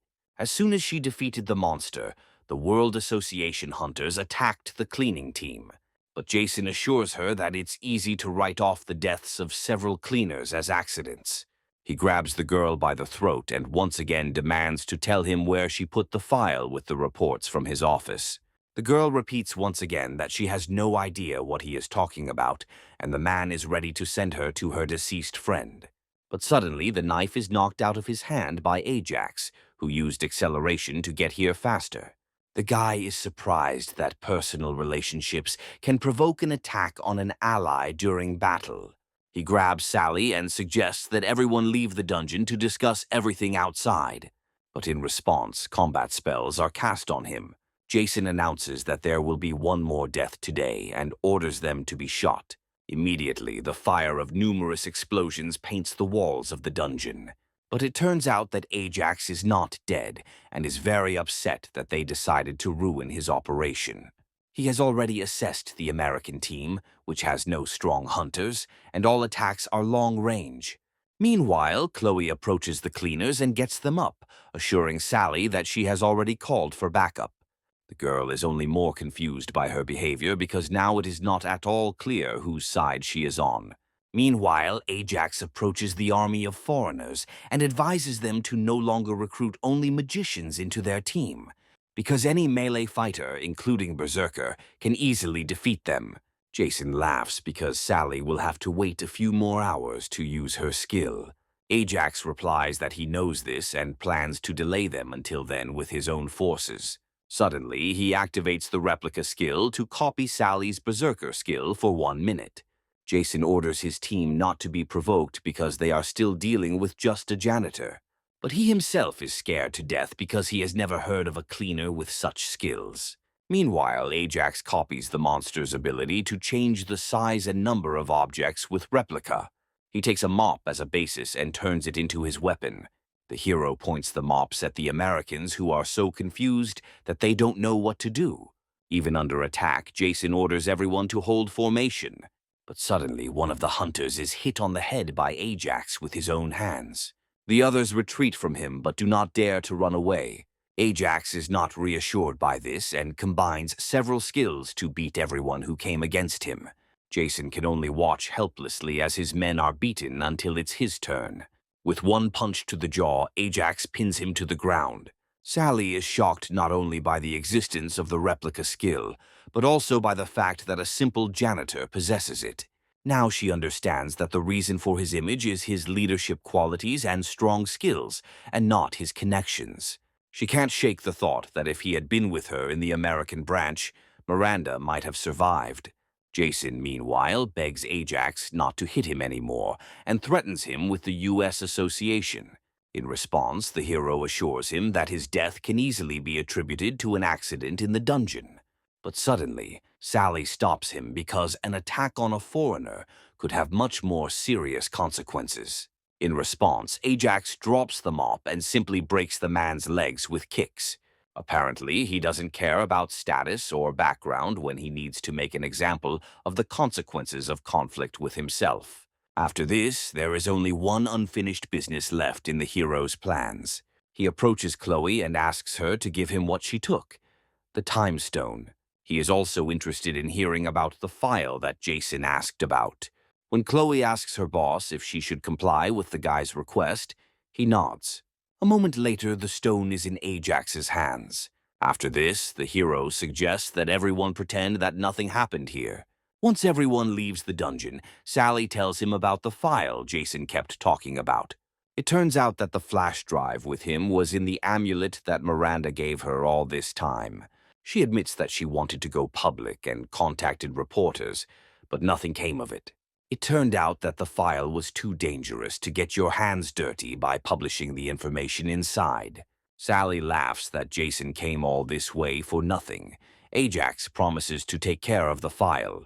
He tells about a reporter he knows who is ready to take on any story.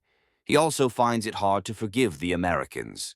Lance thanks the hero for the information because this report will provide him with a comfortable life for years. After the article was published, an investigation began against Jason's team. As a result, he was charged with corruption and concealment of income, and he was also given a prison sentence for creating a dangerous situation in the workplace. In addition, 19 people had their hunting licenses taken away because they were also accused in the case. Ajax feels the weight on their soul has been lightened a little after they got their revenge on the USA team. Meanwhile, he himself visits Valerie in the hospital after the operation on her hand. He tells her about the results of the trial and how his actions were called self-defense.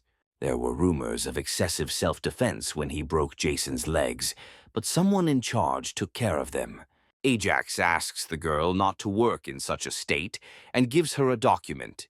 The girl begins to worry that there is a resignation letter there, but the hero persuades her to simply open the envelope. Inside, she finds a health insurance claim. Ajax assures her that he has already taken care of all the paperwork and simply asks her to get well soon. In response, the girl thanks him for his help and understanding. She still blames herself for the incident in the dungeon because she wasn't strong enough. Ajax asks her not to blame herself because everyone knows that she tried her best and still became stronger. After the hospital, Ajax meets with Lucy Wood, who talks about the team's growing popularity. The hero, of course, finds it strange that the cleaners have become heroes of society, but he certainly doesn't mind when his skills are unlocked one by one. He also wonders how his request regarding the dead was fulfilled. Lucy says the families were compensated and the funeral was held with full honors. She was surprised when the guy became interested in this topic, but even more so when he spoke out against the International Association. Although the girl is delighted, she earnestly asks the guy to be more careful in the future. Afterwards, he meets with Derek, her father, who expects pressure from the association on their branch. Some of the directors are already making arrangements to strangle Ajax themselves before any claims are made. However, the man managed to calm them down for the moment, for which the hero is grateful to him. It turns out that the board of directors had already started discussing this topic a long time ago, and they were most likely already influenced by the International Association. They find themselves in a precarious position where their fate depends on an agreement between Korea and the United States. Ajax rudely interfered with this balance, which greatly angered both sides. Derek also found himself in the same boat as the guy, as he sided with him, which angered the other directors. And although everyone looks at him as a traitor, he still hopes for a successful outcome. The association also planned an audit for the next quarter of the year in connection with new data. In his past life, Ajax was the one doing the audit, and in this life he finds himself on the other side, which makes him nervous. Derek says he's been focused on expanding his influence, but now the two of them have to figure out how to survive. That is why he is forced to ask the hero for help. The man is even ready to offer the director's position to the guy, but Ajax says that he is happy with his place. Derek reminds him of his powerful enemies and how hard it will be for him to face them alone. For now, the CEO advises the hero to lie low until the board of directors makes a decision. Ajax asks the man to at least tell him what the request is. He assures him that he will not ask for anything complicated. Derek asks the hero to convince the association's president, who went on the run 3 years ago, to return. For some reason, the man is sure that Ajax knows where he is hiding. Upon further questioning, it turns out that the director is confident that Ajax works directly with the president. The hero knows about the rumors that are circulating by association, but he didn't think that anyone really believed them. He tells Derek directly that he has no connection to the president, which genuinely shocks him. It turns out that no one else asked Ajax about his connection with the president. The guy offers to tell everyone, but the director unexpectedly suggests keeping it a secret. At the next weekly meeting, Ajax is announced as the person in charge of the next operation. Surprisingly, the other team leaders and captains do not object to this decision. Roger, Randolph's assistant, is even surprised that no one objected this time. The man replies that they are simply afraid for their place. He also admits that he is worried about Ajax's fate in the company. Roger is even touched by his sympathy, but it turns out that the man is simply worried about himself, because everyone who gets involved with him will come under close attention. The guy doesn't believe that anything could happen to the cleaner, because he is rumored to be connected to the president of the association. But Randolph doesn't really believe in the veracity of this information and doesn't want to rely on it.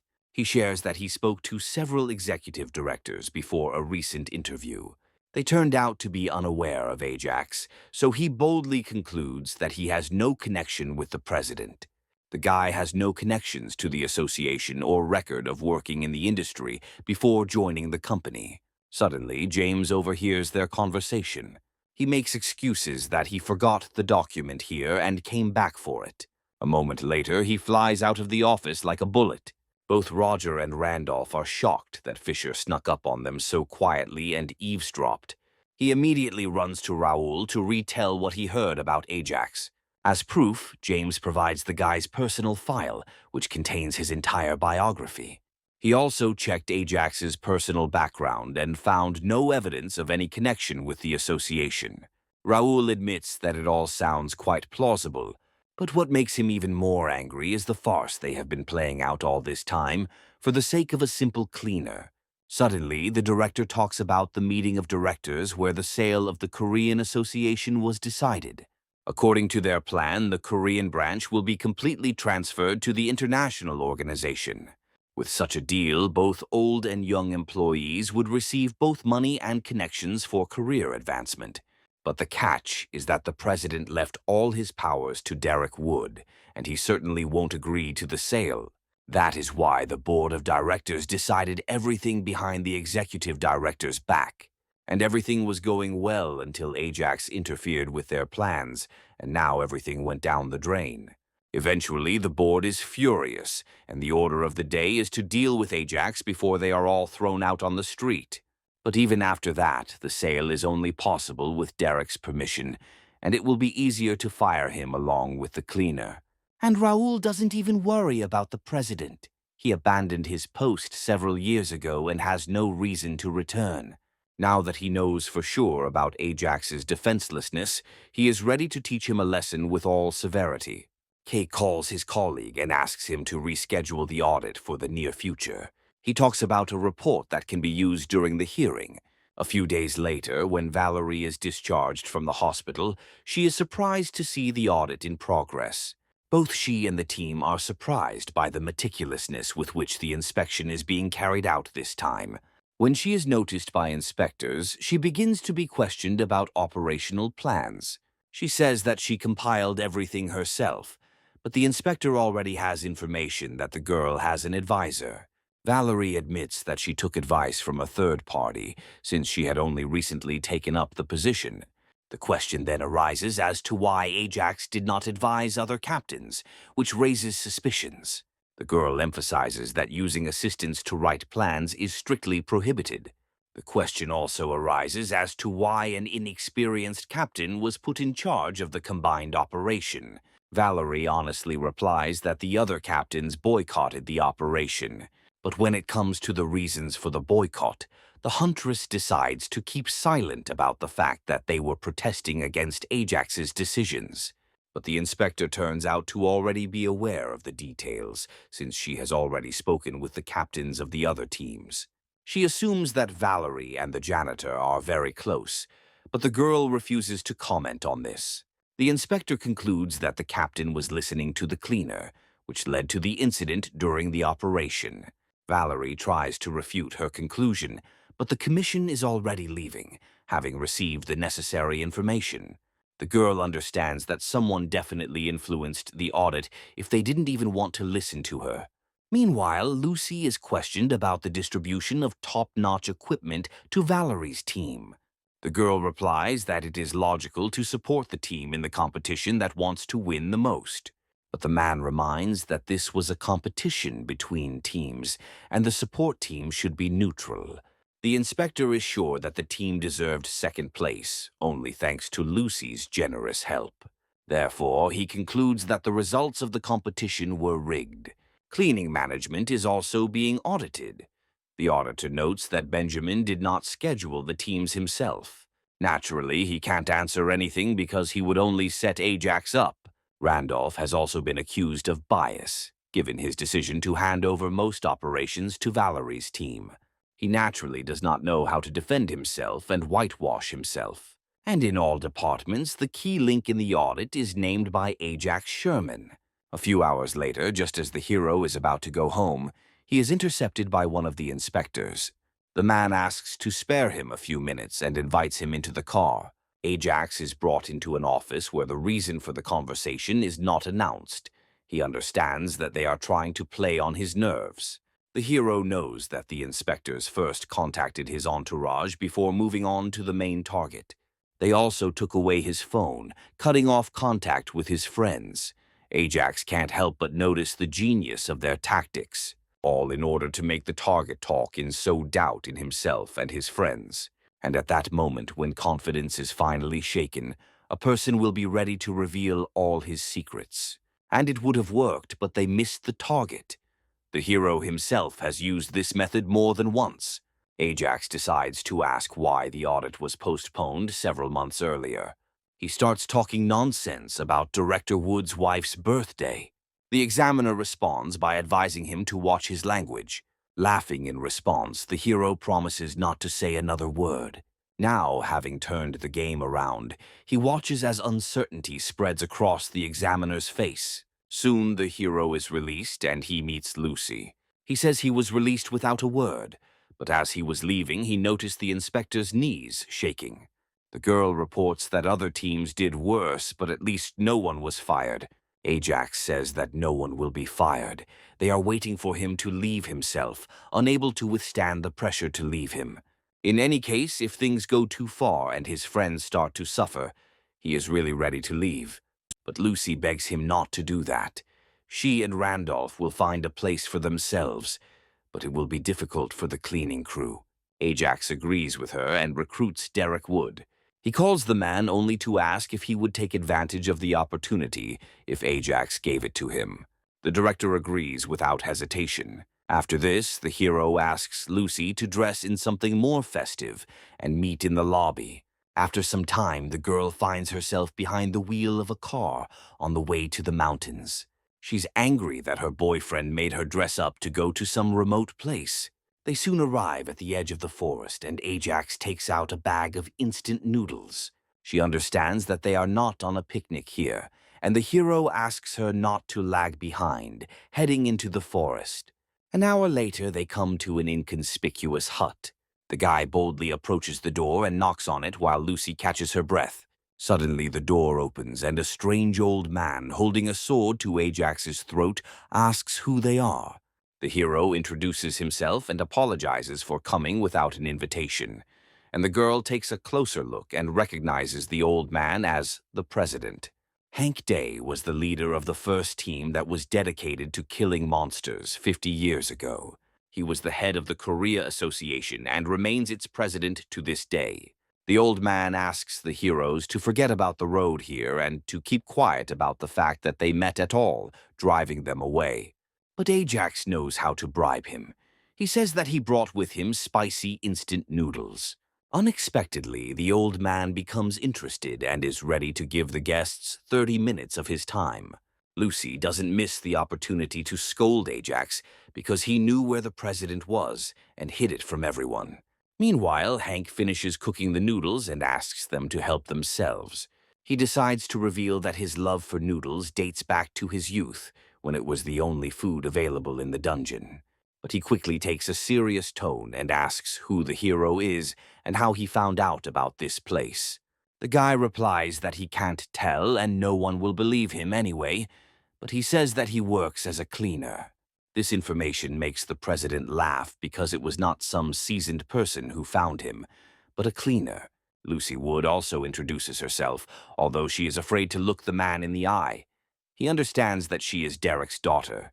Having finished the introductions, Ajax explains the reason for the visit. namely the Council's attempt to sell the association. The hero would not like the Korean branch to be absorbed by the International Association and thinks that the president will help. But the man does not understand why he decided that he was interested in the association's affairs at all.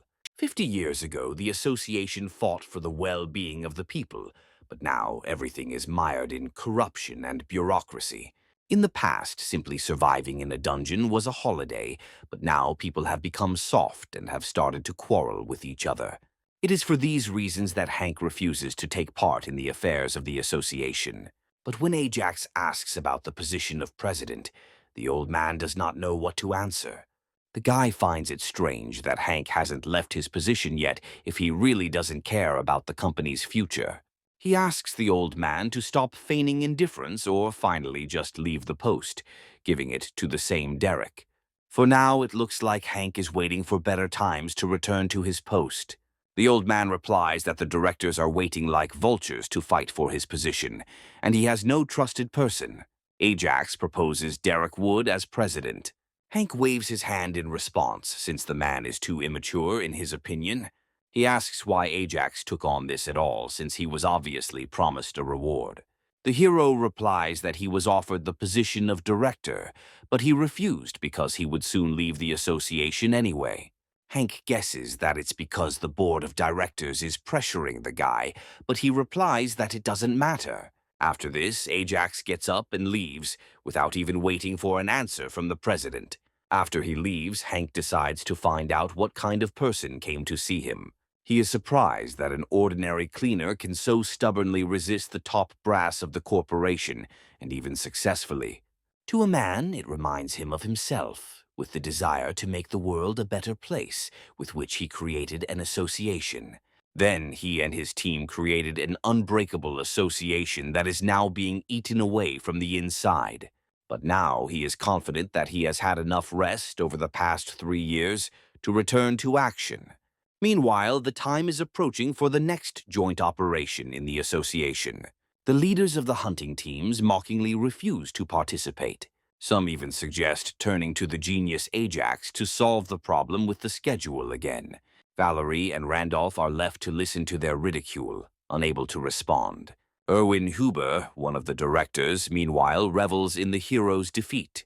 Raoul also happily reports that the guy went into hiding, leaving his comrades to be torn apart. Now, the directors have no obstacles, and they are going to continue with their plan to sell the association. The only problem is Derek Wood, but Erwin is already preparing a meeting to remove him from his position as CEO.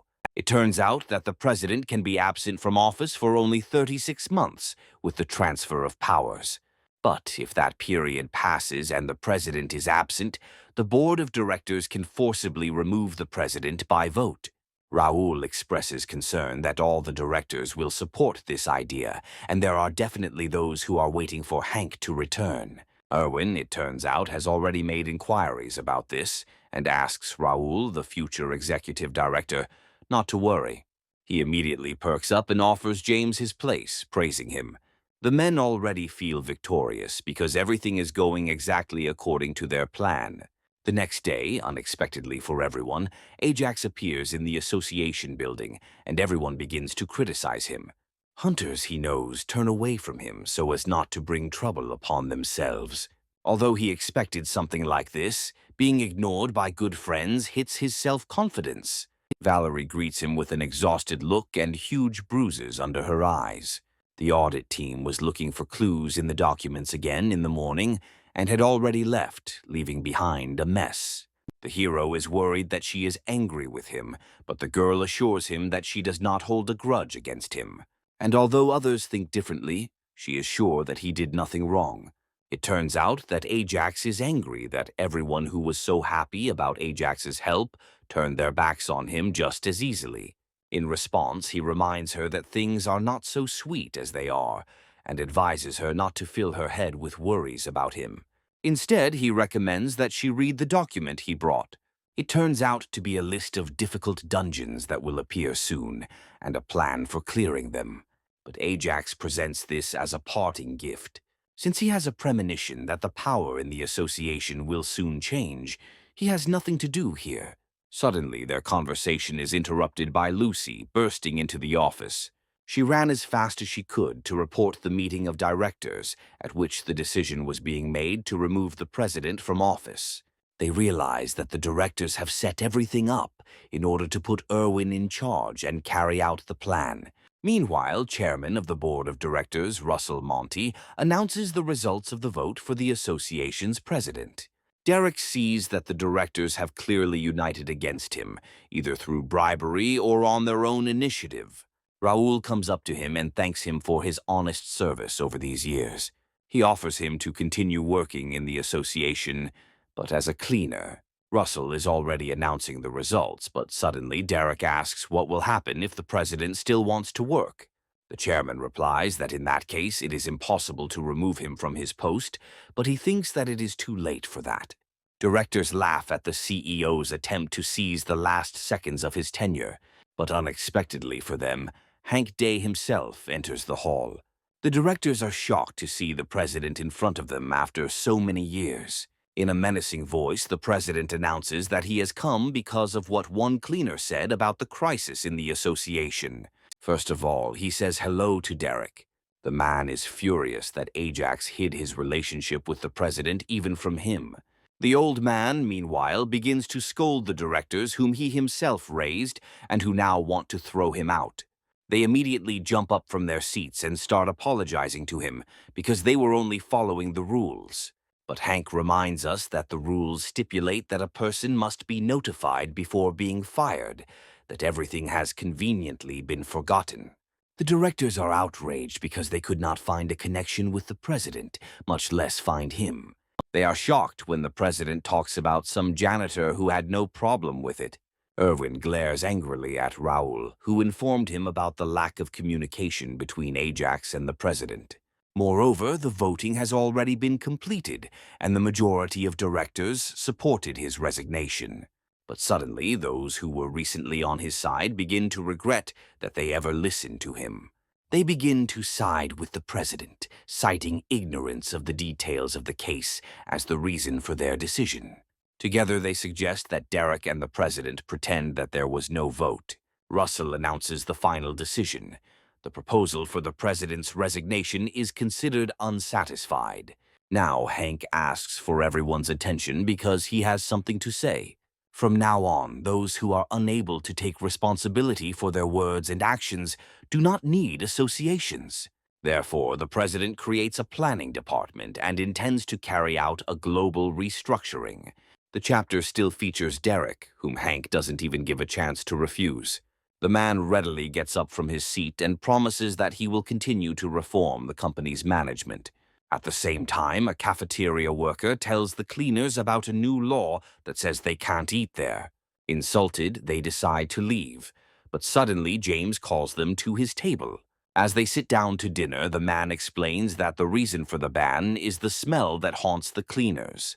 He also speaks with unusual joy about the reduction in operations that are allocated to Valerie's team, and also about the fact that cleaners are facing global layoffs. The team is shocked by his impudence and demands an apology, but he responds by abruptly turning over one of the food trays and ordering the cleaners to do their job. He is so busy with his bravado that he doesn't notice Hank approaching him from behind. While James searches for words, the president thanks Ajax for inviting him to come to the association. The next moment, he gives the man a resounding slap in the face for his insolence. Finally, he advises the man not to interfere in the future and to sit quietly and keep a low profile. A little later on the roof, Ajax meets Raoul, who asks him to forgive his mistakes. He claims that Irvin Hubert forced him to act and asks to put in a good word with the president. But in response, Ajax reminds that he is a simple cleaner. Raoul falls to his knees and promises to tell everything about the directors if only they would give him a chance. The hero descends to his level and replies that he does not care about the man's well-being or his proposal. After that, he turns around and leaves. The director is left wondering what will happen to his future. In his office, the man gives James a dressing down for his false report. Raoul is furious that a simple janitor was able to find the president when the board of directors could not. The team leader recalls that Ajax and Hank spoke as if they had known each other for decades. Meanwhile, Irvin starts calling Raoul to find out why everything fell through. The director begins to accuse James of providing false information in order to avoid responsibility himself. He doesn't give in, and Raoul is furious that they are trying to blame him for all the problems. In response, Irvin reminds him of the incriminating evidence against the man and advises him to quickly find a way out of the situation. James is also offended that his boss is trying to blame him for everything. But in response, Raoul simply throws him out of the office. Once outside the door, James decides he must act before he is dealt with. The next day, a report about the association comes out. The presenter talks about the company's directors who are under investigation. Also, all city residents become aware of the return of the president and the reform of the association. Irvin is under investigation for accepting bribes and blackmailing employees. Raoul's machinations also became known to everyone, and he is also under investigation.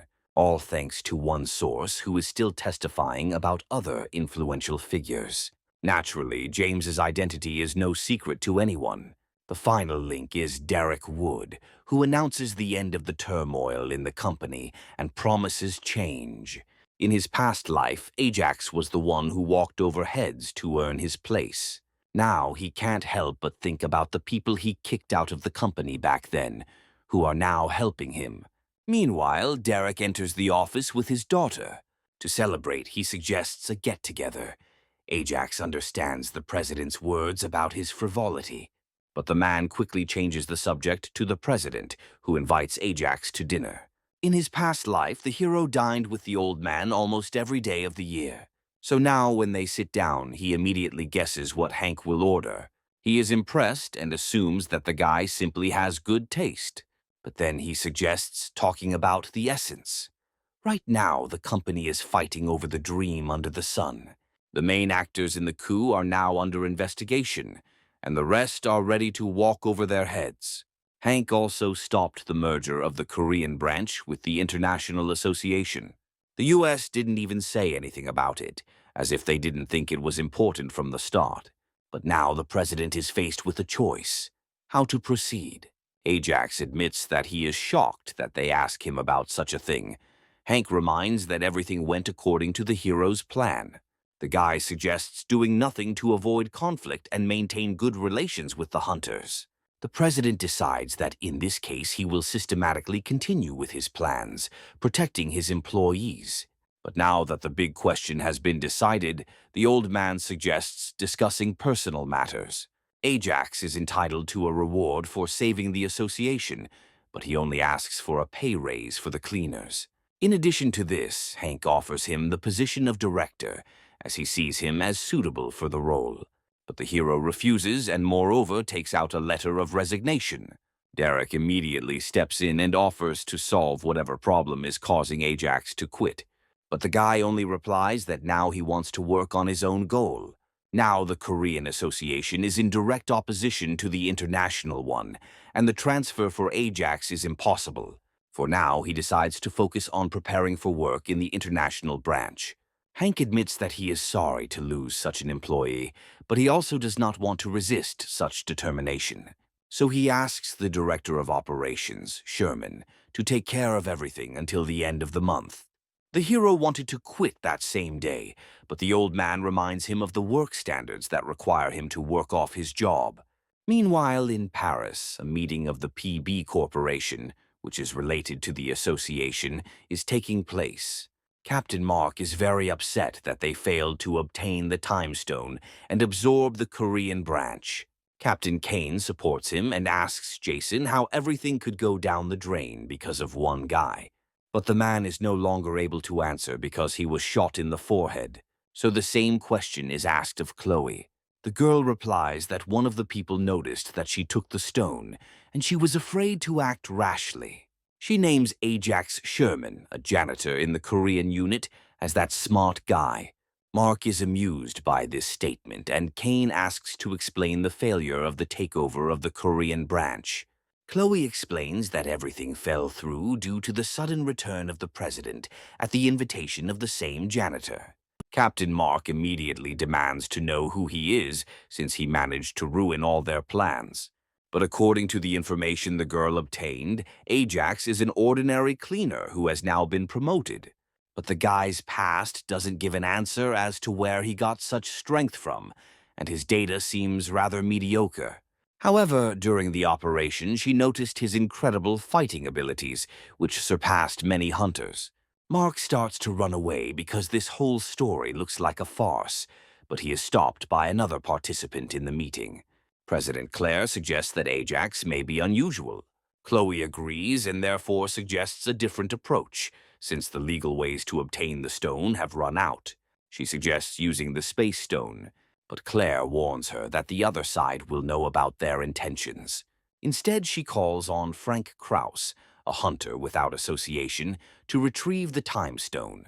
He notices a fresh corpse and decides to upgrade one of his familiars. Using his skill, he instantly turns Jason's head into a skull. 2 weeks after the crisis in the association, Ajax is stuck in the position of head of the operating team. Sure, heads rolled, but Valerie also got promoted to leader. The number of cleaning teams was also increased, and Mitch and Annie unexpectedly refused the promotion. And Lucy now takes the position of head of the cheerleading squad. Well, the hero is still amazed that he was promoted after he quit and is working his last month. He even asked if he could leave early, but Hank answered unequivocally, only if things were going well in the company. Ajax is now determined to spend his last month on the job in peace and quiet, avoiding any conflicts. But of course, thanks to his new position, he was able to unlock many skills. But there remains one, for the opening of which even this is not enough, the skill demon. To get it, Ajax needs to become first in the country's ranking and 37th in the world. And although his original goal was to become a hunter again, he decides that it is not so important now. Suddenly, there is a knock at the door. It turns out to be the hero's assistant, Tracy Morgan, who brought the operation plan for approval. She also reports that the support team is asking to expand the Artifact Research Center. Ajax only replies that regardless of the required amount, the budget will be provided. In addition, he decides that it is high time to provide the cleaning teams with new equipment. Well, at the same time, he decides to replace all the ammunition for the hunting teams, since they always have problems with orientation. While Tracy is in shock over the budget waste, Randolph enters the office. He calmly approaches and quietly mutters that a problem has arisen. But then he can't stand it any longer and blurts out that many hunters have left the association and they don't have people to work with. And even by his most conservative estimates, 32 hunters would need to be hired to reach an acceptable level. The appearance of an underwater dungeon was also recently recorded, and at this rate, clearing it out will be impossible. Ajax tells him that he will immediately begin recruiting hunters. Lucy is just as shocked by the budget decisions as Tracy is when she reads the papers. In the old days, giving money to teams was a necessary measure, and Lucy is even glad that this has changed. She admits that she used to think that he was a madman, acting without thinking. But over time, she realized that this was not at all the case. She's also incredibly happy that her team finally has the money to explore the Time Stone. Meanwhile, Ajax decided to start looking for hunters for the association. Not only are there very few fighters with underwater abilities, but it's also hard to clean up after a battle. Besides, he can't shake the feeling that something is wrong with this dungeon. In search of employees, he came to the first-ranked guild Ares. There he is kindly greeted by the vice head of the guild, Joseph Townsend, and the leader of the guild, Evan Hodge. The man is very impressed that Ajax managed to reach such heights after only 3 months of work. The hero gets down to business and says that he came here because of the lack of people in the association. He shares information about an underwater dungeon for which he began preparations in advance. In response, Evan asks about the conflict with Hubert Rivers, who was a product of their guild. Ajax calmly replies that his personal conflicts should not affect his work. After this, he provides the man with a contract to begin cooperation. But suddenly, Evan tears up the contract and insistently asks the hero to leave, refusing to work together.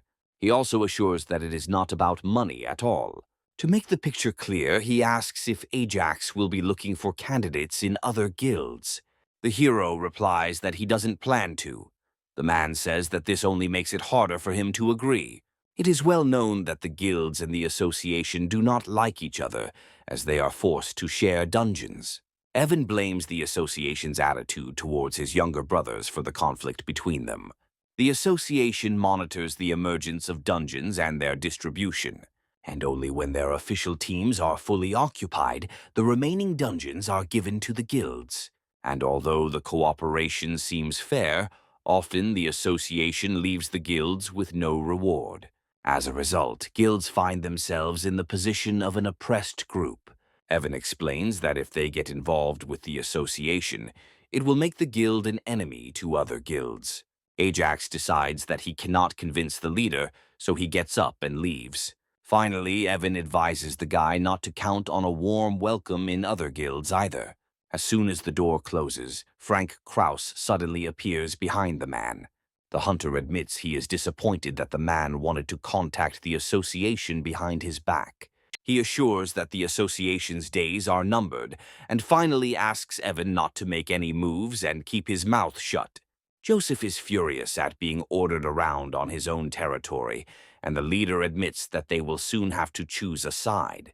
And you'll have to choose between a quarrel with other guilds and a psychopathic trickster. Evan was also struck by how calmly Ajax accepted his rude refusal. According to him, this kind of calm is experienced by seasoned fighters before the end of their service or geniuses with an ideal plan. After just a couple of hours of searching, the hero realizes that Evan was right about the other guilds. Some pretended the leaders were not there, while others declined to meet by phone. But the guy can't object to anything without provoking a conflict between the association and the guilds. Moreover, he is incredibly infuriated that everyone judges him by Raoul's actions, because it was he who used power for his own purposes. Suddenly, he receives a call. Randolph tells him in an anxious voice that 18 dungeons have opened in just a few hours. They keep appearing, and according to his information, all Korean guilds are involved in this. In his opinion, this can be assessed as a declaration of civil war. Meanwhile, the head of the Seven Stars Guild calls Frank to inform him about the intercepted dungeon. He praises Kip for listening to his instructions and no longer obeying the association. The hunter assures the man that only they themselves can help them, and that there is no point in relying on the corporation. After the dialogue is complete, Kip orders his men to move on to the next dungeon. But unexpectedly, they are stopped by uninvited guests. Valerie and her team arrived at the scene to force the offenders to stop. Meanwhile, Ajax is informed that the legal team is already preparing to collect evidence. He understands that with their intervention, the matter will only become more serious. So he asks Randolph to hold off the legal department, promising that he will try to sort things out himself. The man agrees, but reminds the hero that they have no chance of making a mistake. Ajax wastes no time and immediately dials Sally Lyons, who is already aware of the dungeon interceptions. The hero asks her to be on guard at any moment, although he knows that she will soon have the end of the working day. He knows that the guilds have a bad impression of the association and of him, but he is sure that this is not enough to start a war. Meanwhile, Valerie is still trying to negotiate with Kip Jerkins. The man throws down a bag of artifacts and asks if the association is ready to use force against the guild. The girl replies that she is ready because everything that happened here is a violation of the law.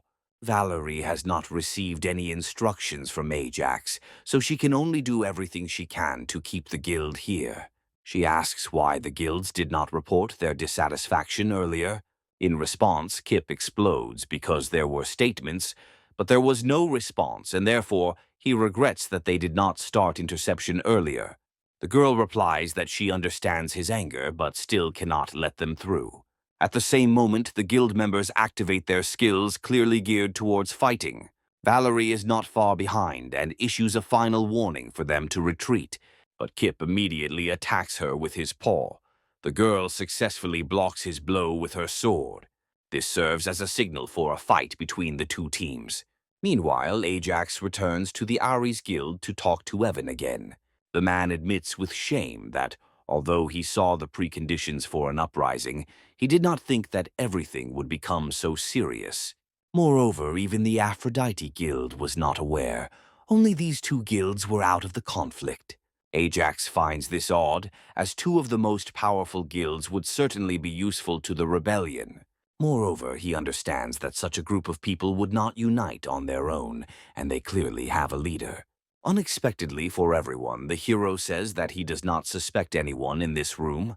He also believes that the person responsible is most likely not a member of any of the guilds. And although the association would be happy to punish the guilds, Ajax does not agree with this position. Instead, he plans to start negotiations with them.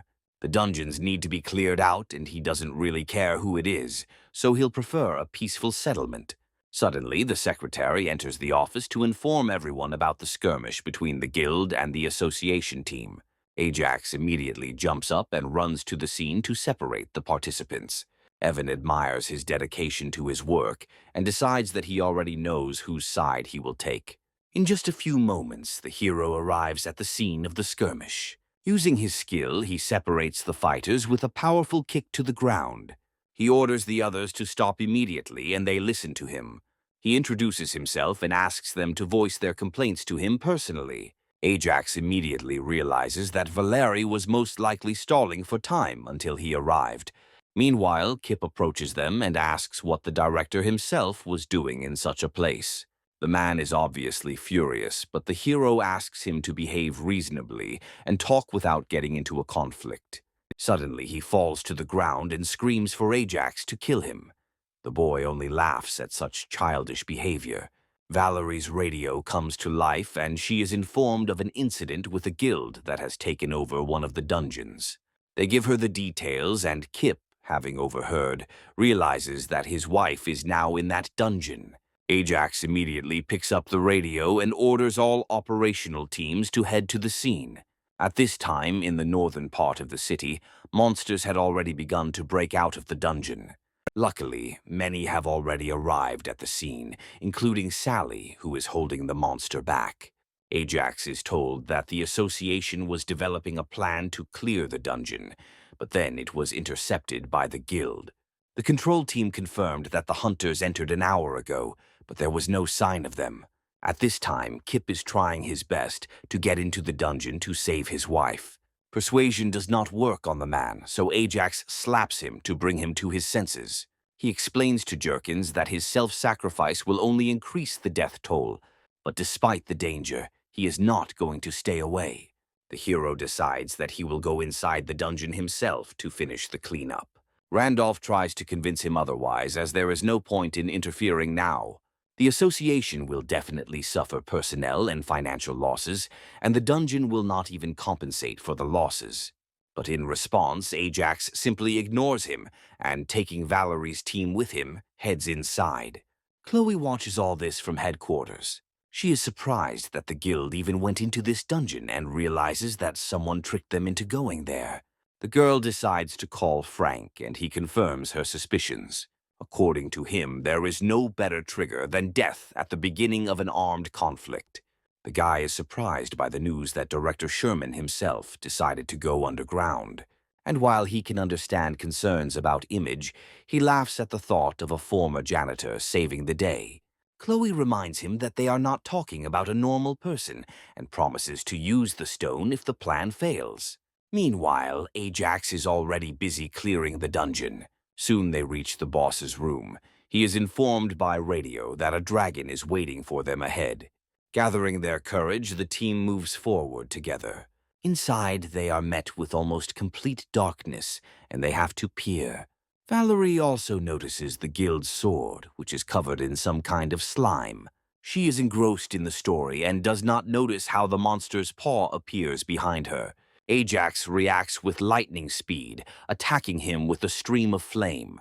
The creature retreats, and the hero realizes that the boss is not a dragon, but a huge spider. There are also cocoons with guild members hanging from the ceiling. They are unconscious, but still alive. The hero announces that they came here to save people and therefore suggests postponing the cleanup until later. The next moment, using her skill, Valerie cuts the cocoons from the ceiling. Ajax uses his acceleration to catch them before they crash to the ground. But suddenly another spider appears from the darkness and approaches the hero, and he had already begun to wonder how a lone monster could defeat the team. A second later, he is pinned to the ground by a spider's spit. Enraged, he activates the skill Uriel. Thanks to it, he gets something like wings, which also illuminate the entire cave. He asks Valerie to take the victims to the exit while he deals with the monsters himself. The girl responds by reminding him that he said that this would only be a rescue operation. In response, he shouts that he has changed the plan and orders them to obey. Valerie realizes that she doesn't want to argue with him, so she orders the team to take the guild members. With the area cleared, Ajax can finally begin the cleanup.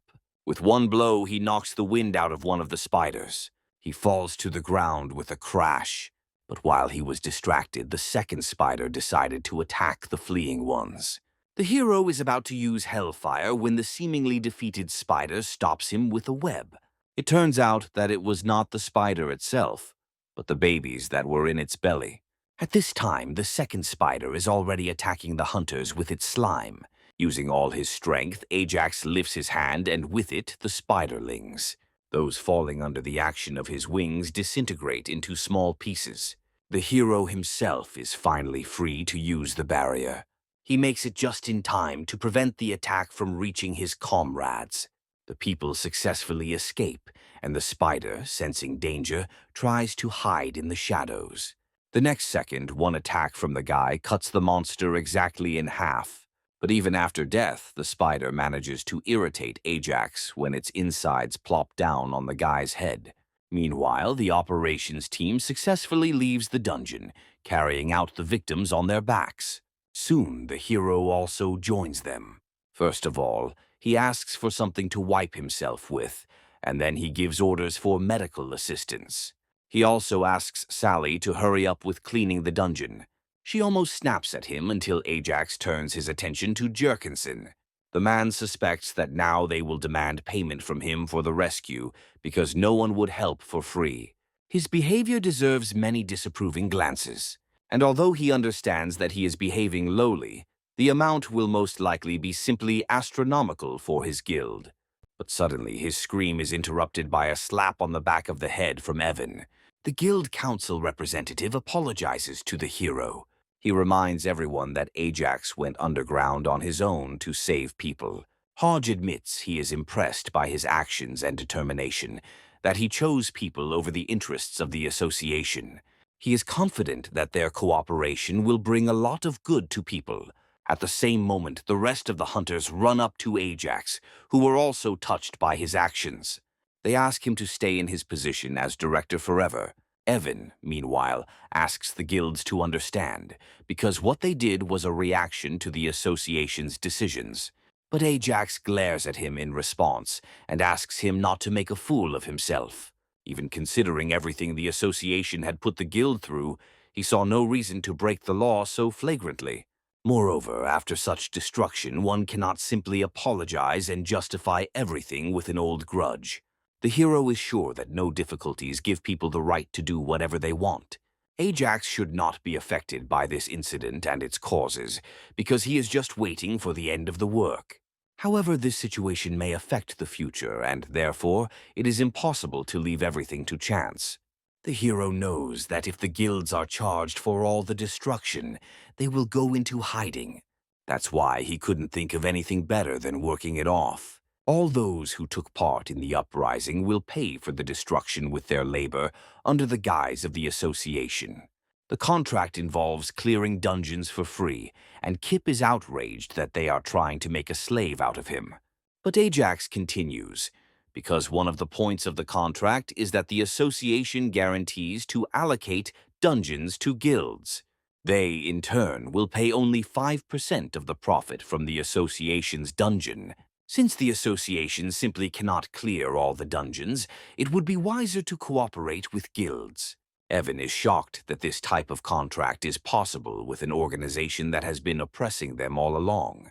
The man understands that he is not dealing with a simple boss, and therefore asks him for a few words.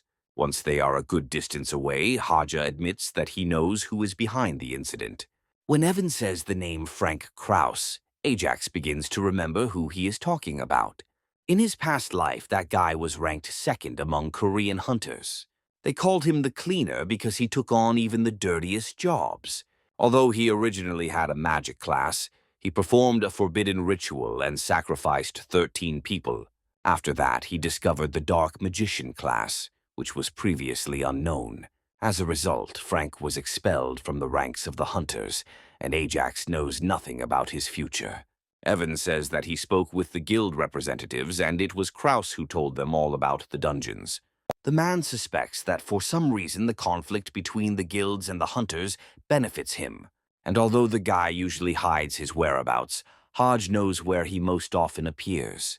In the evening, all the news reports on the successful rescue operation led by Sherman. Frank is furious when he hears about this and decides to contact Chloe to come up with a better plan.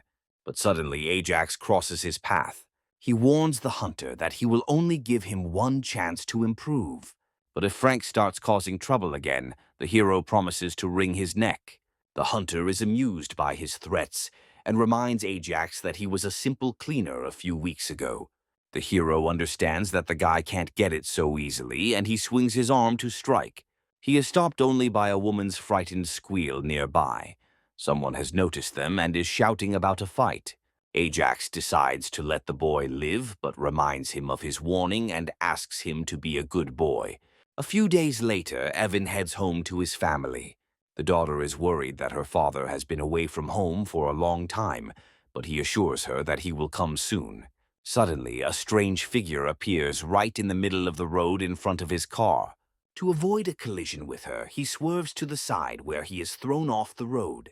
He barely gets out of the car and is very surprised when the same figure appears below with him. Suddenly, she turns to him and he sees an enchanted skull. Frank comes out to him and reminds him that he asked him to keep his mouth shut about him. The man replies that he has sided with the association because now they are trying to create a comfortable world for everyone. The mage smiles at him, destroying one of his skulls, and says that Evan, unfortunately, will not live to see that world. The man puts out his hand to attack, but Frank's spell is stronger. As always, he leaves with 2 skulls, promising to get even with Ajax. Soon it's time for the association's weekly report, and Randolph reports on the plan's progress. After signing the contract with the guilds, the burden was lifted from the hunters, and the association continues to make a profit. Moreover, public approval has increased significantly, especially approval of the new director. In fact, now all the city's hunters work for them, and therefore the problem with personnel has disappeared. Lucy is also ready to talk about the progress with the time stone, but a little later. Tired of work, Ajax asks her to bring a written report next time. Also on the agenda is planning the clearing of the underwater dungeon that will appear soon. After the meeting, Lucy takes him to the shooting range to demonstrate the new weapon. She forgets that she is not a hunter, and therefore is frightened by the loud shot. The bullet hits a beam under the ceiling and shatters into blue sparks. But even so, she is impressed with the result. Lucy explains that her department has now begun experimenting with the power of the time stone. Since the ring dungeon is characterized by a time loop, she suspects that it is powered by the stone. Therefore, according to her assumptions, if this power is applied to objects or people, one can even master time travel. Ajax realizes that if her assumptions are correct, then perhaps it was the bullet that gave him a chance at a second life. And in that world, the only place where such a weapon could be made was the World Association. Suddenly, their conversation is interrupted by Tracy with an urgent report about Evan Hodge. The life of a hunter is unpredictable. It so happened that the leader of the strongest guild in Korea died, but not on a mission. According to Roger, he died from injuries from the accident due to the fact that he was tired after work and was distracted by his phone. Ajax watches with regret as Evan's grieving family and his colleagues and subordinates grieve. Suddenly, Joseph's voice distracts him from his thoughts. The man asks for a minute alone. Ajax is surprised that the man is so calm, but he replies that all the worries about the guild and the dead have fallen on him. He also recalls the request for help in clearing the underwater dungeon and says that he has a counter-request. Barely containing his rage, he asks to bring him the one who is to blame for all the troubles and deaths. Ajax only replies that everything will be done and asks to prepare to clear the dungeon. Even during their conversation, Evan mentioned that there was most likely someone behind Frank. Since we are talking about a conflict between multiple organizations, he believes that it is beyond the power of a lone hunter.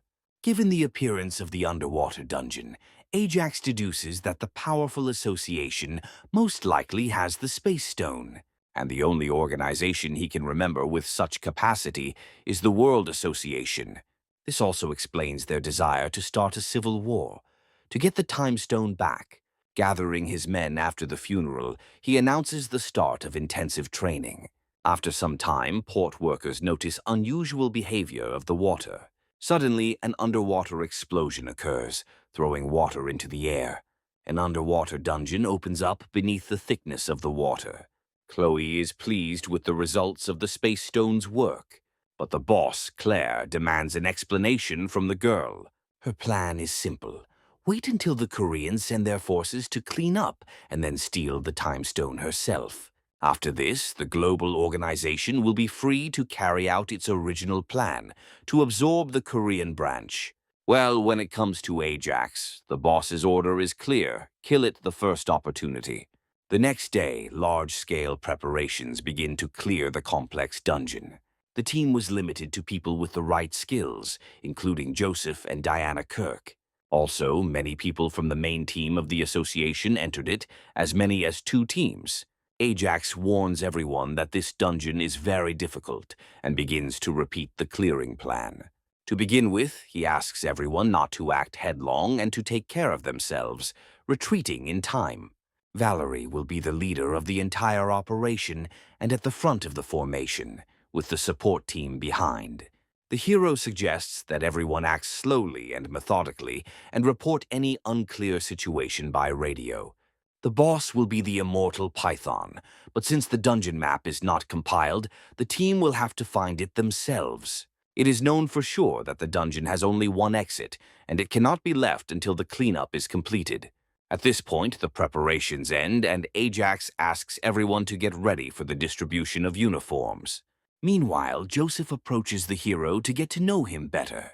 He is impressed that Ajax has never worked as a hunter and does not even have a rank, although his abilities are quite impressive. The guy irritably replies that he will get the rating when necessary. Joseph can't wait to see his skills today. Suddenly, their conversation is interrupted by Lucy, who announces that Ajax will not be taking part today. She also asks everyone to take a look at her development. Valerie and Marco pose and show off the Goliath suit, which helps them move more easily in the water from all angles. The costumes were made in limited quantities and only for hunters, and therefore the hero will not enter the dungeon. Valerie approaches her mentor for guidance, and he asks her, first of all, not to die, and secondly, keep moving forward and acting no matter what. Valerie runs to the cars, and the hero's attention is drawn to Sally. He disappoints her because this operation will not require a cleaner.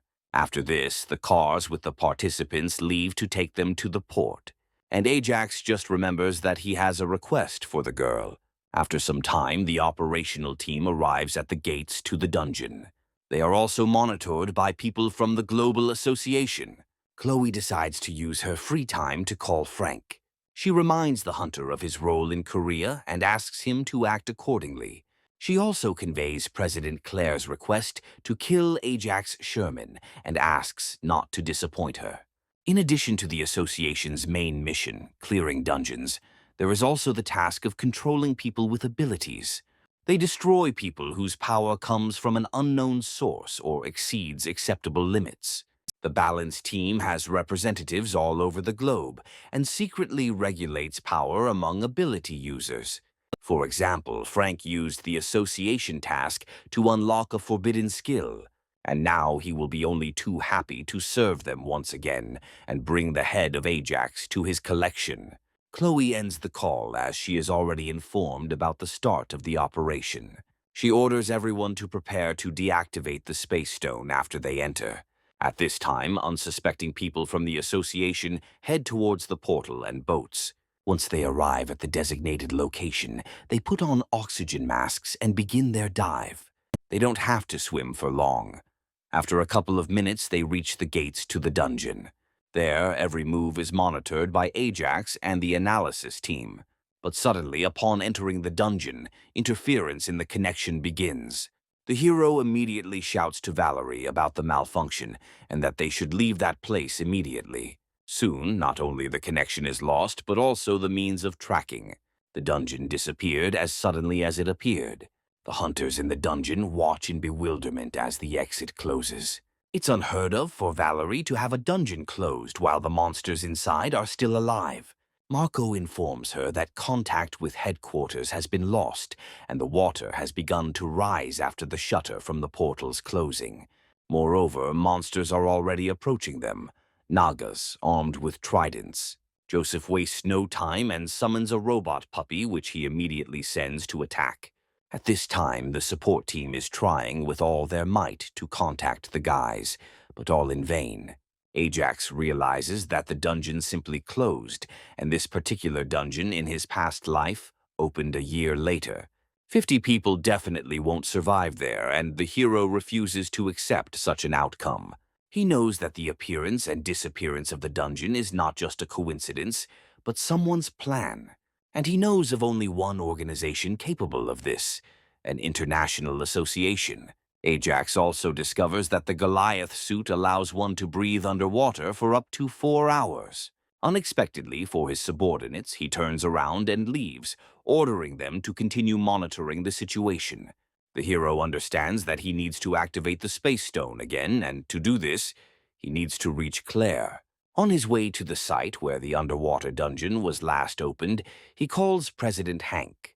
He tells the old man that they might have to fight the International Association, and the old man replies that he will prepare everything. As he continues to drive, the hero ponders what could have caused Claire's fixation on sabotage. But suddenly a truck crashes into him at full speed, pressing his car against one of the containers. A satisfied Frank Kraus gets out of the car. The hunter involuntarily recalls how the guy threatened him when they met. Now he regrets that at that moment he sincerely believed in the strength of Ajax. Although he had the skills, he clearly lacked the experience to avoid such a death. However, without the acquired skill, he can be considered a simple person. With one glance, Frank activates a skill that causes the hero's car to explode. He promises to take his head after reporting to his superiors, but suddenly hears a cheerful voice. The boy is shocked to see Ajax, alive and well, under protective spells. Frank realizes that he had put protection on himself before the collision. Ajax replies that he once suffered greatly, and since then has not allowed himself such carelessness. It also reminds that he promised that next time he wouldn't let Frank get away with his behavior. The hunter realizes that a regular cleaner would not be so cautious and asks who Ajax is. The hero evades the answer and advises Frank not to be distracted by such trifles. So they stand opposite each other, waiting for the opponent's first move. Frank activates the attack skill first. He rushes towards the hero, but he has already closed the door, torn off from the car during the explosion. Unexpectedly for him, Frank's hand simply passes right through.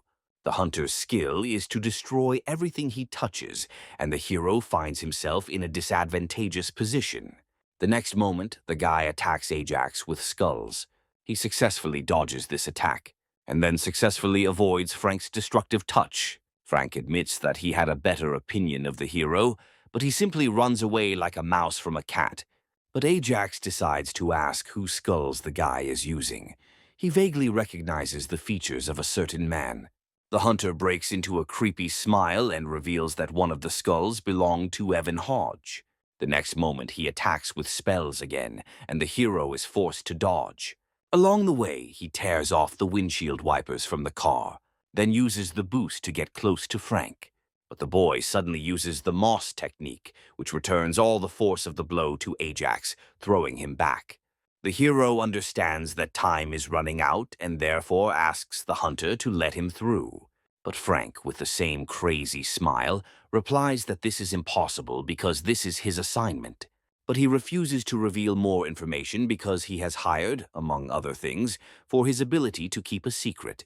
Ajax activates his ability and decides that in this case, he will do the trash collection, as always. Meanwhile, the team in the dungeon continues to fight the Nagas. Valerie uses her key skill, which takes a lot of her strength and energy. She realizes that she should have saved her strength to fight the boss, but it's too late to regret it. Meanwhile, the monsters keep coming and coming. The team also begins to get tired of the endless battle. Moreover, the water only continues to rise and there is less and less air. She understands that at this rate they won't last even an hour and decides to act. Valerie stands up and warns her comrades that she will go kill the dungeon boss. Marco is sure that it is madness to go on his own, especially since there is no way out, as well as no connection with the support team. In response, the girl tells them to stay here because then they will be able to escape if the gate opens again. But the guy refuses to let her go alone to certain death and suggests that they all go together. His idea is supported by other hunters. Valerie warns them that they could all die, but they are determined to go with her. As a result, the guys decide to send her, Diane, and Joseph to the boss, while the rest will fight the Nagas. To get there more efficiently and quickly, the man calls upon a robot dog, only this time bigger than before. Climbing onto his back, the three of them head forward to find the boss's room. At this time, Ajax and Frank continue to fight. The hero continues to send containers to the hunter, but he skillfully destroys them with his skill. The guy is good at both close and long-range combat, so Ajax needs to look for a convenient moment. The next moment he takes off. Using the acceleration, he finds himself close to Frank again. He immediately attacks the target with skull magic. But unfortunately for him, there is only an empty space there. Ajax himself deftly made his way closer to him, under his busy arm. Before he could come to his senses, he hits him in the stomach. The attack is so strong that the guy flies several meters and crashes into a container. Frank refuses to believe that a simple janitor could cause damage to his mind. The next moment, his hands are immobilized by two more boxes. Ajax approaches him and tells him that he simply did not know about his weakness until this meeting. The guy reminds that he is the strongest hunter in the national ranking. In response, the hero tells him that he was appointed first because no one knows about him yet. At this time, the cleaning team met with Benjamin for lunch. Mitch can't help but be amazed that a simple rookie janitor has climbed the corporate ladder so quickly. When the man asks about Sally, the boy explains that she is upset that she was not accepted for the operation. It was at that moment, when Ajax remained with her after saying goodbye to the hunting party, that he voiced a request. He told her about Evan's connection with the International Association and asked her how often undesirables died during her work there. The girl replies that hunters have always died left and right, although rumors have arisen from time to time. But she clearly remembers that unregistered hunters and potential threats to the association are destroyed indiscriminately. Then Ajax confessed to her that he himself might already be being hunted. Meanwhile, the hero is busy beating up Frank. Neither potential witnesses nor the guy's request to stop him. Eventually, the hunter doesn't even have the strength to maintain the spell in the skulls. Ajax once again tells the guy that he is in first place in the ranking, only because he himself was not rated. The hero regrets the loss of the car in time, but now he is too old to regret it. Finally, he decides to find out who Frank's employer is. Frank only looks up at him with difficulty. Hearing only silence and response, Ajax hits the hunter again. When Frank still refuses to talk, the hero suggests that he at least call his employer. The hunter warns him that if Ajax interferes in this matter, he will never be able to wash himself clean. But the guy just pins him to the ground with his foot and orders him to stop talking nonsense. The next moment, a mobile phone lands next to his head. A couple of minutes later, Chloe receives a call on her phone. But instead of Frank's voice, she hears Ajax, who tells her that he has taken care of everything. He begins to ask if they are an international association, but the girl stubbornly remains silent. In response to this, he attacks the hunter and challenges Chloe to guess who will answer his questions faster. But the girl chooses to remain silent, so Ajax decides to speak himself. He tells how the International Association tried to make a coup, and for this purpose they opened the dungeons. And all for the sake of killing as many hunters as possible and capturing the Korean branch, obtaining the Time Stone. Chloe is shocked and asks who he even is. In response, he continues to wound Frank and demands that the association immediately open the underwater dungeon. And only in this case does he promise to pretend that nothing happened. The girl understands that one word from Frank can decide the fate of the entire top of the International Association. So she decides to reopen the dungeon. But then she orders Ajax Sherman to be designated as target number 1, including everyone around him. After just a few minutes, the hero sees a bright beam breaking through the water. The gates to the dungeon are open again. He immediately calls Randolph to send some hunters and a vehicle for transportation. His attention is suddenly drawn to Frank, who activates some kind of skill. The guy laughs and says that now not only Ajax, but also his entire entourage is in the association's crosshairs. The hero grabs the cocky guy by the hair and promises to deal with him when he finishes clearing the dungeon. But suddenly a skull appears in front of him, ready to shoot energy, a trap set by Frank. A beam of spell hits the sky, incinerating everything around. But suddenly Ajax discovers that he remains intact, and all thanks to the skill of Evan, who sacrificed his soul to save the hero. Of course, Frank Kraus had already escaped by this time. Ajax goes to the dungeon and promises Evan that he will definitely avenge him.